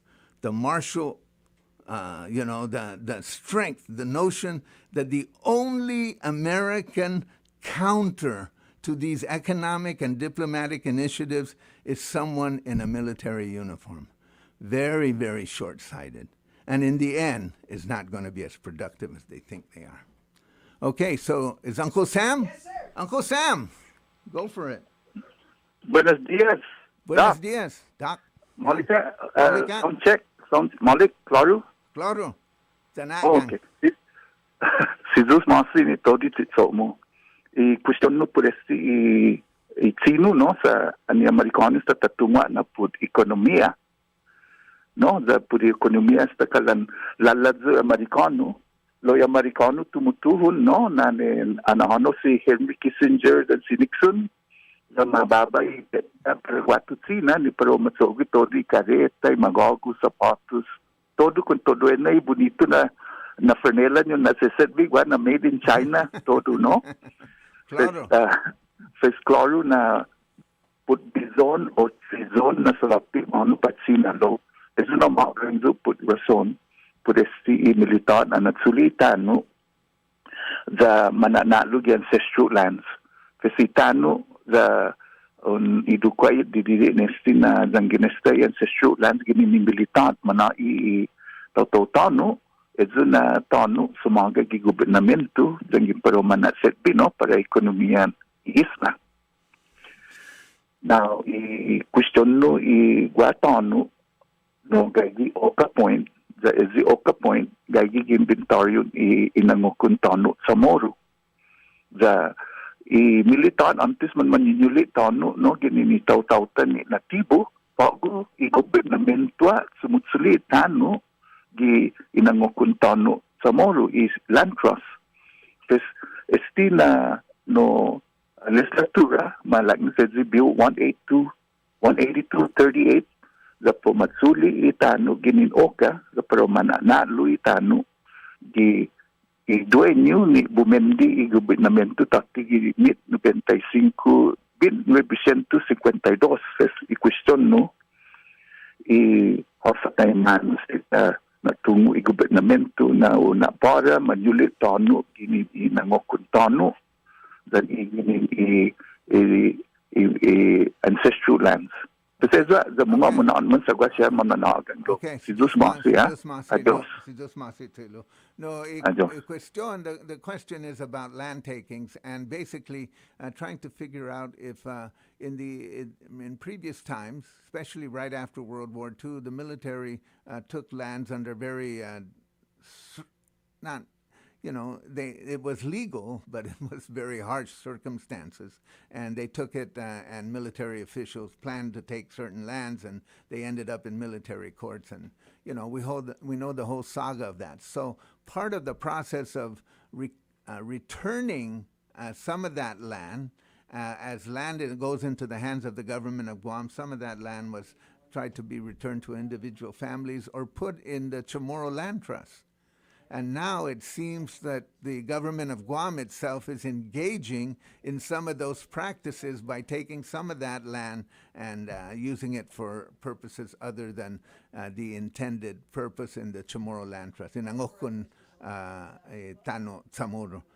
Well, the solution to that is to make sure that the officials understand that, and you get some policy changes, and maybe you get some changes in the officials that are responsible for that.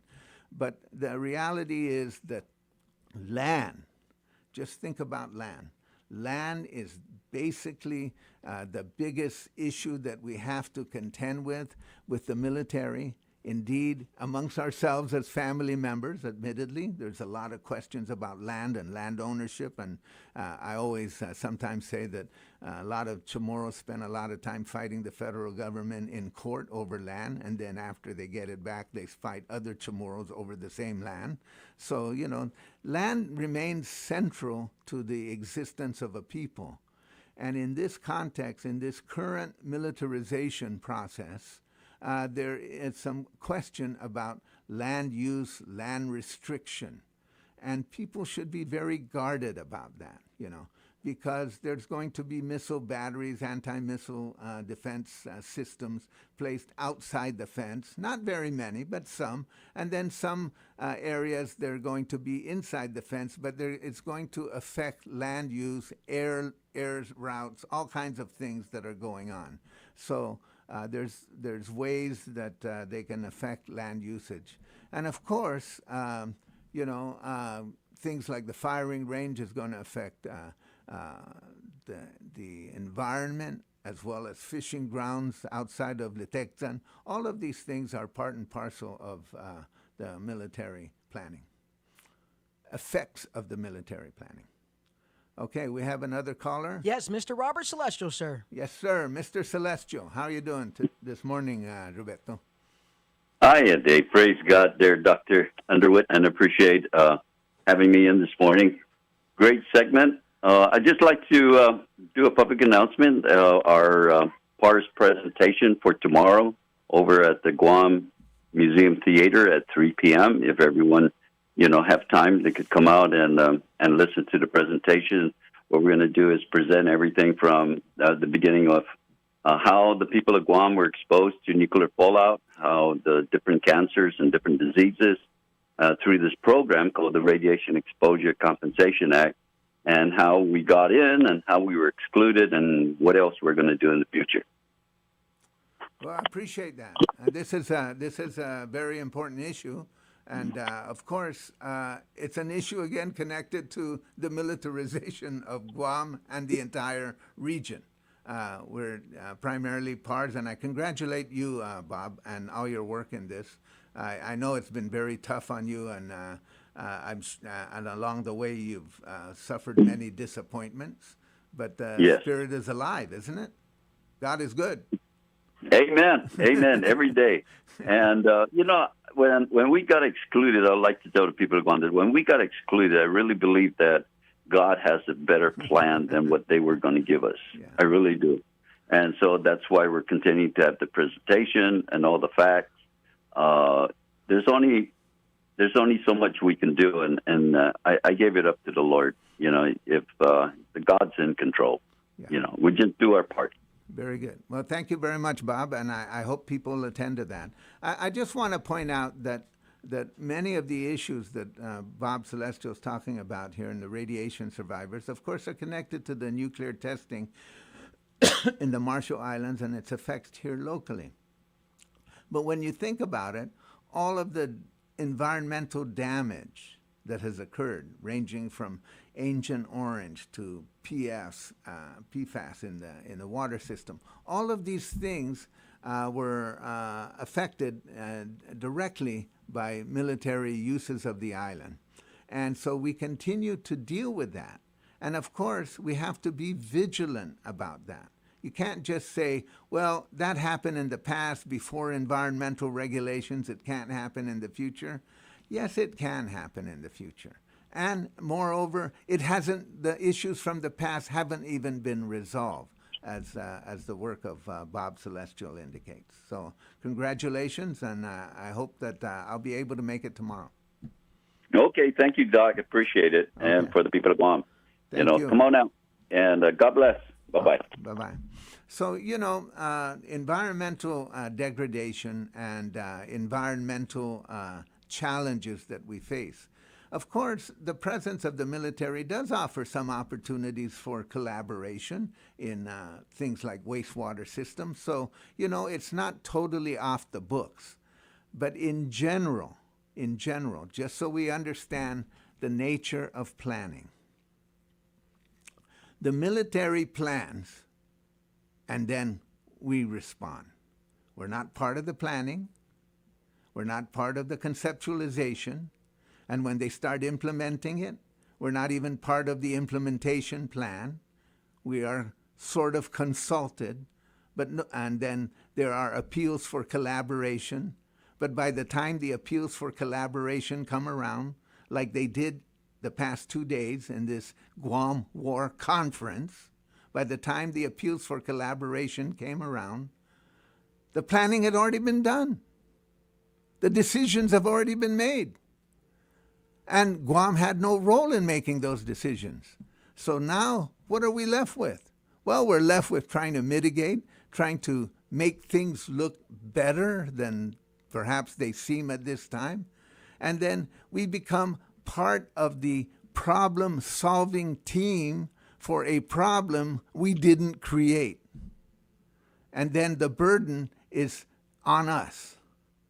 And just one more thing about, because the work that Bob Celestial did in terms of radiation survivors, just so we understand this. For a couple of years now, we've been hearing chatter that they're going to use nuclear power, that the military is thinking of putting some nuclear power modules on the island. And then, there was, no, we're not thinking that, we're not. And then now it's in the National Defense Authorization Act to study.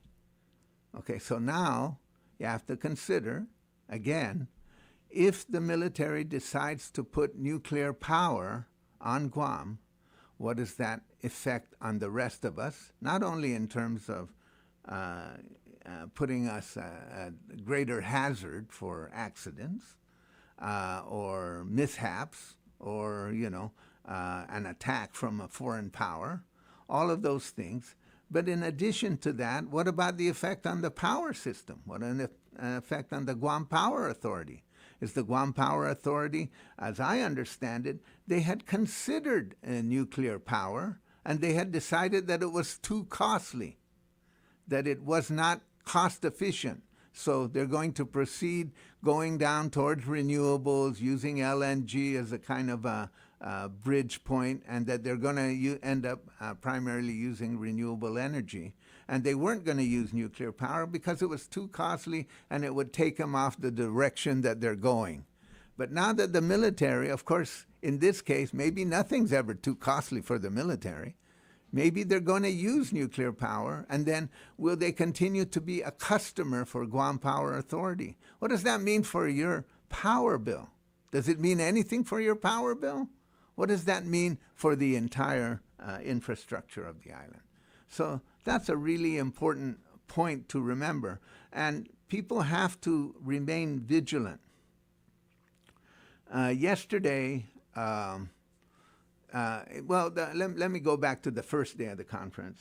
Admiral Paparo spoke, and the way that they talked about the necessity of Guam, and it's the anchor of the second island chain.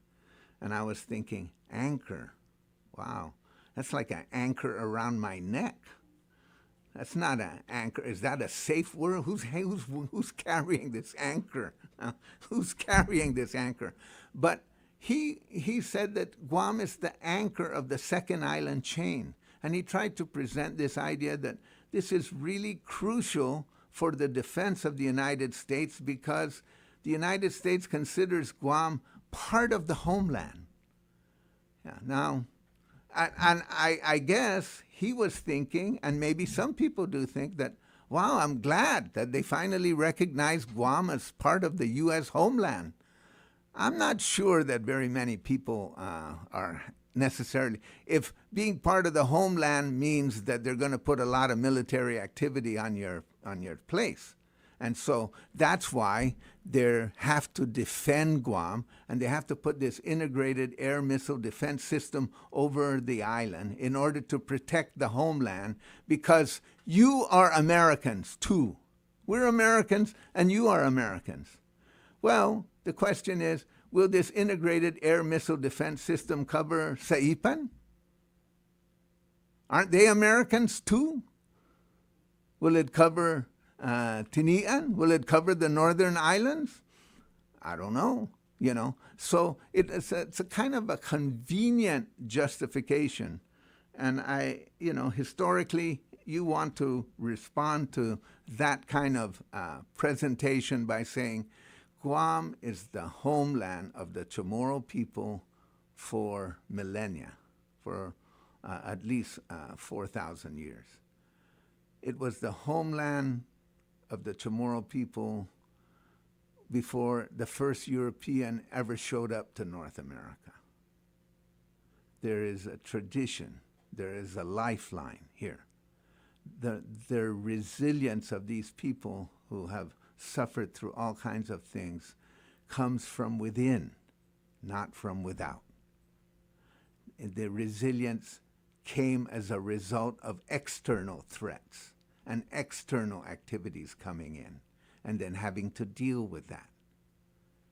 And now we have kind of a view that no, we're going to come in and we're going to redefine you politically. You are part of the U.S. homeland.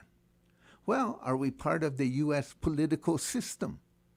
No, you're still an unincorporated territory. Are you going to be able to make a decision as other Americans in the homeland politically and carry that kind of weight? Well, no, but we still think you're part of the homeland. So obviously, the question is that why are we going to carry the burden? Why are we carrying this anchor around our neck? We're the anchor of the defense system. We are carrying a disproportionate amount of weight in order to defend the so-called U.S. homeland in anticipation of a conflict with China.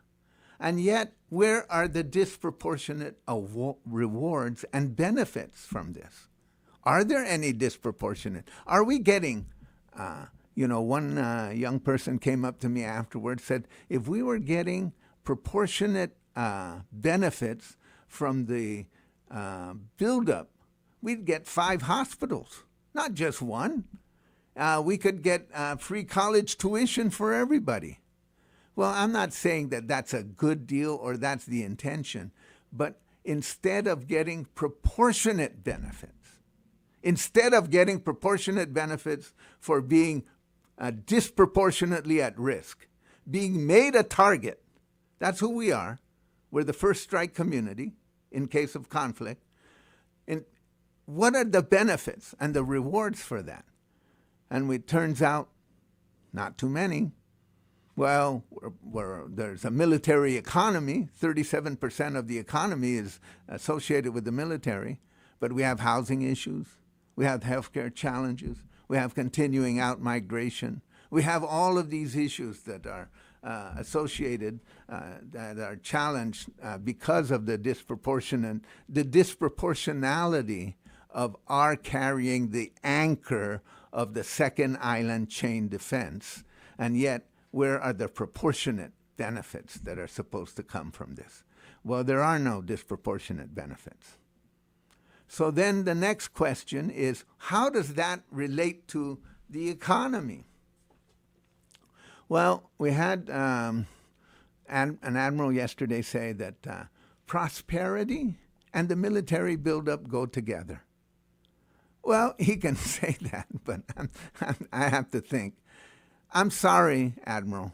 I respect your work because you have a tough job. You have to deal with the worst case scenario.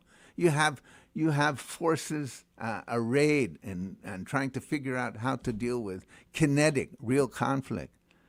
But the prosperity of Guam has to be defined by the people of Guam. You can't define it for us. And in fact, as I've said often, and I say this repeatedly going back decades, the military is like a 12-foot giant living in your house. No matter even if the giant is a really nice guy and he moves around your house, he's going to break things because he's so big, he's so large, he's so imposing, and you just have a house for regular people, regularly sized people, 5'5" to 6 feet. And yet you have this 12-foot giant walking around your house. Now, with this current military buildup, that 12-foot giant is now a 20-foot giant when it comes to housing. It's just disrupting. It's a disruptive force. And so the question is now we were not part of the planning to create the buildup, and we had no way of delaying it or deferring it or moving it around. But now the consequence of the buildup, all of a sudden, we need collaboration and cooperation for your prosperity. I'm sorry, that just doesn't wash. I'm sorry, it doesn't sound like a real plan. It just sounds like words. It just sounds like Hafa Adai and Jesus Masi. It just sounds so hollow.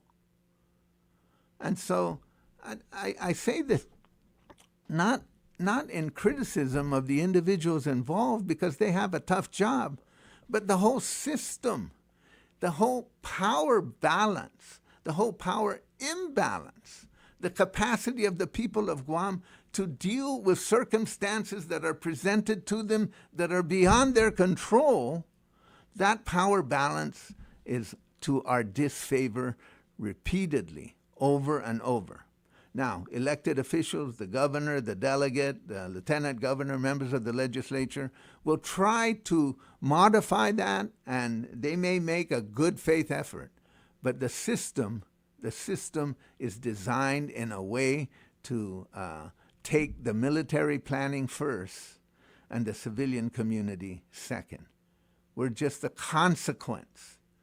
We're just a base. We're just an instrumentality in order to deal with the conflict, with potential conflict with China. So, where does that leave us today? What are we going to do going forward? I've had a number of conversations with individuals about, in that forum. Of course, I said some things which might be interpreted as critical. Even in the forum, I asked the question about disproportionality to Admiral Paparo. And people said, oh, I'm glad you said that, because I wanted to say it, but I was thinking it, but I'm glad you said it. And I'm thinking to myself, well, why didn't you say it? I said, don't you have a voice? Don't you have capacity to say those things? So you have to be emboldened to say these things, not in a disrespectful way, but in a way that demands respect for Guam. I had military officer after military officer stood up there and how much they loved the Chamorro people. We love the Chamorro people. This is a great culture. And I guess I was supposed to feel it was designed to soften my heart or to be grateful. I told my wife, Narissa, and maybe some of you know Narissa. So Narissa is over in Seattle right now visiting her sister. I said, well, these people, they kept saying they love the Chamorro people. And she says, well, what about the Filipino people? They love them too? So I said, well, if you had been there, they might have said that too. But I said, the notion that somehow or other this is supposed to soften our hearts and help us get over the fact that they're messing with us, planning without us, gutting out our housing market, making it and bringing in hundreds and probably thousands more foreign workers, that somehow we're just supposed to be okay with it. So it's not about loving us, it's about respecting us. And so, the respect comes first, not the love, the respect. And that respect and regard has to be manifest in actual policy determination, an actual policy that you commit to, not a promise that you make, not a sly comment or we'll entertain that, we'll get to it. No, an actual promise and an actual piece of legislation that you are willing to endorse. If you're not going to do that, then, it's just words. And it's the same kind of words that were said in the 1950s, same kind of words that were said in the 1940s when they took land from the Chamorro people. They said, we're doing this for your own benefit. We're doing this for the greater defense of Western civilization and democracy. That's why we're taking all this land to build all of the bases that we have now, Naval Magazine, Naval Station, everything around us. All of this land that was taken permanently, we're doing it for your benefit. And so in that process, everybody was well-meaning, and I'm sure they would say, and we love you too.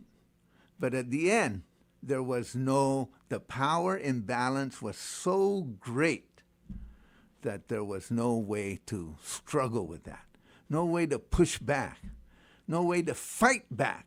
And so, you know, there are people out there, I estimate that, you know, of course, people say things when they're at the conference, and they say things on the side. So I would say that if the military planners thought that they hit a home run in terms of public perception and support even for the people that are there at the conference, I would say they missed the mark. They're just kind of defining it in their own terms. I didn't hear much support. Of course, there were the audience was primarily military-connected people, government of Guam officials of one kind or another, a few community members, a lot of contractors who are eager to figure out how they're going to make money out of the buildup. So all that is fair game. I mean, but at the end of the day, that wasn't a community conversation. People kept asking me, were you invited to speak? And I said, no, I wasn't. I wasn't invited to speak. And then people said, well, I tried to get you invited. Oh, maybe they did, maybe they didn't. But at the end of the day, I didn't. I only could speak out as a member of the community. And that's okay. That's okay. But obviously, the Guam War Conference was not interested in hearing a full range of views. They were only interested in presenting the Department of War's point of view about what is the nature of the conflict and the reaction that they have to give and the role of Guam as the anchor of the second island chain. And that's where we are today. So the question for all of us to be asking is, what should we look forward to? What should we demand from our delegate? What should we demand from our legislature? What should we demand from our governor and our lieutenant governor? Is there a Team Guam? Is there a collaborative approach? I sat there and I said, there's the Air Force. There's the Navy. There's the Army. I know sometimes that they're in competition with each other for money. I know that there's inter-service rivalry. But there, they presented a united front. And I'm thinking, where's the delegate? Where's the governor? Where's the legislature? How come they can't present a united front? Where are the community organizations? Aren't leaders supposed to lead? That's why you call yourself a leader. You're supposed to organize. You're supposed to generate. Not just supposed to argue with each other. Leave the arguing to people like me. I've already had my time doing different things. But where is that effort? Where is that unity that I saw there?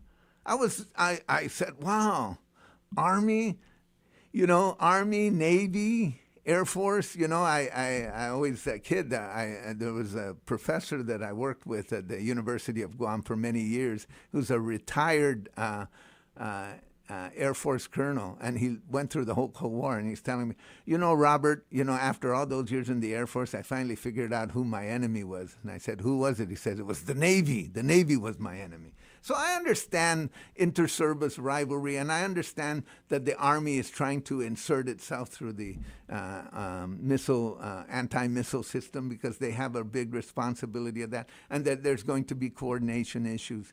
But boy, did they present a united front, because they were instructed. Don't be saying things like that. So sometimes you'd go through the line and you'd see Navy personnel, Sometimes you go through the line, you see Army personnel. Sometimes you see Air Force personnel. But what about the Guam side? Huh? Where was that unity? Where was that Team Guam? Now, I've had some experience with Team Guam. Of course, when I was a delegate back in the 90s, I worked with Governor Adai, and I worked with Governor Gutierrez. And I have to say that even though there were a lot of things we disagreed about, we tried to present a Team Guam approach. And we even had letterhead that said Team Guam. And so, that was the notion, that there were some issues that were so big, so significant, that you had to put aside your partisan hat, that you had to put aside your personal ambition. Because all politicians have ambitions. Believe me, I know. So you had to put aside your personal ambition in order to work for the general good.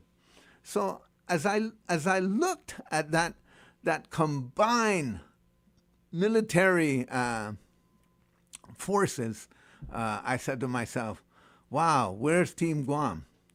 But I will have to observe that there was one military unit that was sort of discounted in this process. This is just an observation, and maybe someone will speak to it eventually. But I thought that the Guam National Guard was not given its due. The Guam National Guard, to my knowledge, did not participate in any panels. And if there's anybody who should be expert on what Guam needs to be defended, it should be the Guam National Guard. People don't become colonels or tags, adjutant generals in the Guam National Guard without going to war college. They get the same training that all these flag officers and all these colonels get, and Navy captains. But in any event, I didn't see much of a role for them, and so maybe that was an oversight. Maybe it was an oversight not to invite think tanks like the Pacific Center for Island Security or community groups. So at the end of the day, what did the conference feel like? It just felt like a sales job. That's really the bottom line. It was a sales job. And what was the sell? What was the sell? The sell was fear. You know how they say sometimes in public in salesmanship, they say sex sells.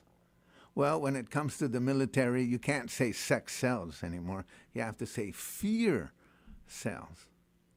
In order to create the notion that we need the military, we have to be told that we have to be afraid of something. What are we afraid of? And is that assessment of that fear accurate or exaggerated or misses the mark? Like Admiral Paparo said, we're human, we make mistakes. Maybe their analysis is off. It's not infallible. And so in order to get us to agree to this massive planning that is occurring, they have to convince us that we need to be afraid. We are so afraid and so fearful that we'll accept any kind of planning that comes from the Pentagon or from Indo-PACOM in Honolulu. And so that fear is like, it's like any salesman. Anybody, one of the contractors who was a longtime friend of mine said, this reminds me of selling knives. You go to a household and you sell them knives and you tell them, you can't live without this. You have to convince them. And then after you convince them that they can't live without it and that they're better off and more secure, they buy your knives, whether they need them or not. So that's the sales job. That was the net effect. And, peppered with a little bit of Hafa Adai and smiling and looking very, solicitous and Marty and all of those other things, we finally get to the bottom line. So, of course I'm skeptical. And you should be too. You should be too. You should be skeptical because your families are at stake. And your family's security is at stake in a way that is not at stake for families in Hawaii or California. Because your economy, your life opportunities are going to be shaped by this increased militarization. So, ladies and gentlemen, afanielos, por favor, ekungo que esté. Zadawa na be pulas ti dididig ifinot samoro sa. Kwa na biya natin man ti gof klaro. Sinyaw sanganyam zo na hunggan man gaigit gi peligro na tempo. Da todos ti usasangan ti gininsina lie. Ti utsad lie militar. Mucho mas, kada biya mafaisin zo put militar. Pareo experience ko. Dan todo familian Guam. 4 man ilu, manalum man militar, manalum gi Navy. 3 na lalay dan un palaan. Sa, o comprendia no na siniente. Sa hunggan, na Underwood. Ifinet na Underwood, ni matog gi isla. Marine, matog gi 1901 na sakan. Sa comprendi todo no na siniente. Lo, tikinin sinatli po di militar. Titinatli kontra i militar. Na ginin ginaidzako para i tautauta. Matutuhon edzo na konferensya. Matutuhon edzo na konferensya maripiti i inifresi. Pero maprotehi i tano, i airi, i hanom, i cultura, i lenguaje. Pero maprotehi i todo siya na gwinaha, zan tradisyon, zan tiningo, gininiman samoro siya na tautawgi, pues gigumunazan edzo, da todo ma-accepta zo na inifresi, inseguidas matutuhon para maplanea, para ma-implementa na plano, para matulay ka ilinalata binigi isla. Afanielos, mangaigit gini sen peligro na tempo. Sa kada uhasos ti zawa na bena klaro na mangaigit gini na punto da taza gini balansa. Ti sinya ta alog na sinya hit mandanya zani oficiales militar para ta planea hafa para ta sogi para motna. Sa ti pareo i poder. Gaigi todo i poder gizasia. Hafa gaigi gizahita, i siniente, i palabra, i hinaso, i tiningo, lo gaigi todo i poder gikanay militar. Sa gaigi hit gwini na sistema gi istaong politikat. Pues edo na sumen importante isti na kinalamten Commission on Decolonization. Cosa que sinya giman mamayla siya na tempo sinya ta na balansa. Za sinya ta aksepta. Ti usasangan na munga ma-aksepta iplano niya. Lo, taigwit na desisyon gizahita. Itzigi, umustotot ba? Taigwit na desisyon gizahita sa taza poder gizahita. Taza, dididi, lo, ti megege, ti pareo na poder, zani gobyerno ng Hawaii, zani dos na senador, iman bobuta, gi Kongreso ng Amerika, gi Senate na banda, zan fanan dos, gi kongresista, gi House na banda, hita, taza poder tagweno, ni sinya tasangan tagweno. Pues, atay mano, pogo, para motna, afa na klaseng kooperasyon, para ta consigis ti. Pwede debe de ta ayuda siya i oficiales Guam, i oficiales Islata, i Tanota, pero ay senador, dani delegado, dani i magahaga, dani segundo no magalahi, ta ajuda do siya, ta pwede tanai siya no animo, no para mamumuzihin. Da zangin, ta repara na tinahong fuerza niya, pues debe di ta fanhudong da ta aumenta na fuerza. Kasi kisinya, ta mumuzi da ta protege ita nota giminagahid na manera. Ladies and gentlemen, I've had an hour of discussion about this, and I wish that I just want to make sure that I'm not misunderstood. I'm speaking on behalf of Robert Underwood. I'm not speaking on behalf of the Pacific Center for Island Security. I'm just reflecting upon what it means to be a person from Guam in this particular time period when there's so many changes that are occurring and so little power and authority to manage that.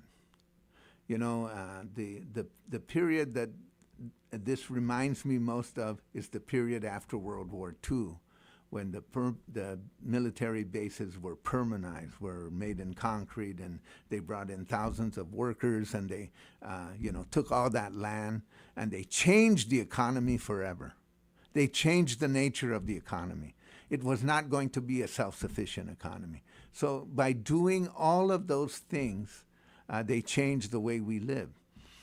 That is all encapsulated in a monograph called Tip of the Spear by Alfred Flores, and I recommend that you take a look at that. And in a sense, we can say it was unavoidable in the time period immediately after World War II because the leaders of Guam were in the Guam Congress and they didn't really have much authority. But today, the governor, the lieutenant governor, the delegate, the legislature, even though they don't have the authority that others in the U.S. homeland have over the lives of their own people, they certainly have more capacity to do something than the leaders of Guam did in the time period after World War II. So I urge you to move this along and to encourage them. And I'll just remember one last thing from my good friend Ron Rivera, who worked really hard in the Organization of People for Indigenous Rights. He showed me a bumper sticker which he used to carry around, and he says, when the people lead, the leaders will follow. So people start leading. Si Diyos masi, todos hamzo. Kiji ini satangma aginin hagu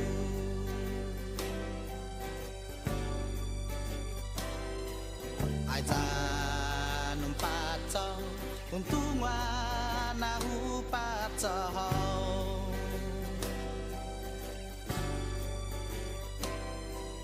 Zai gwinifi akweda undio magohi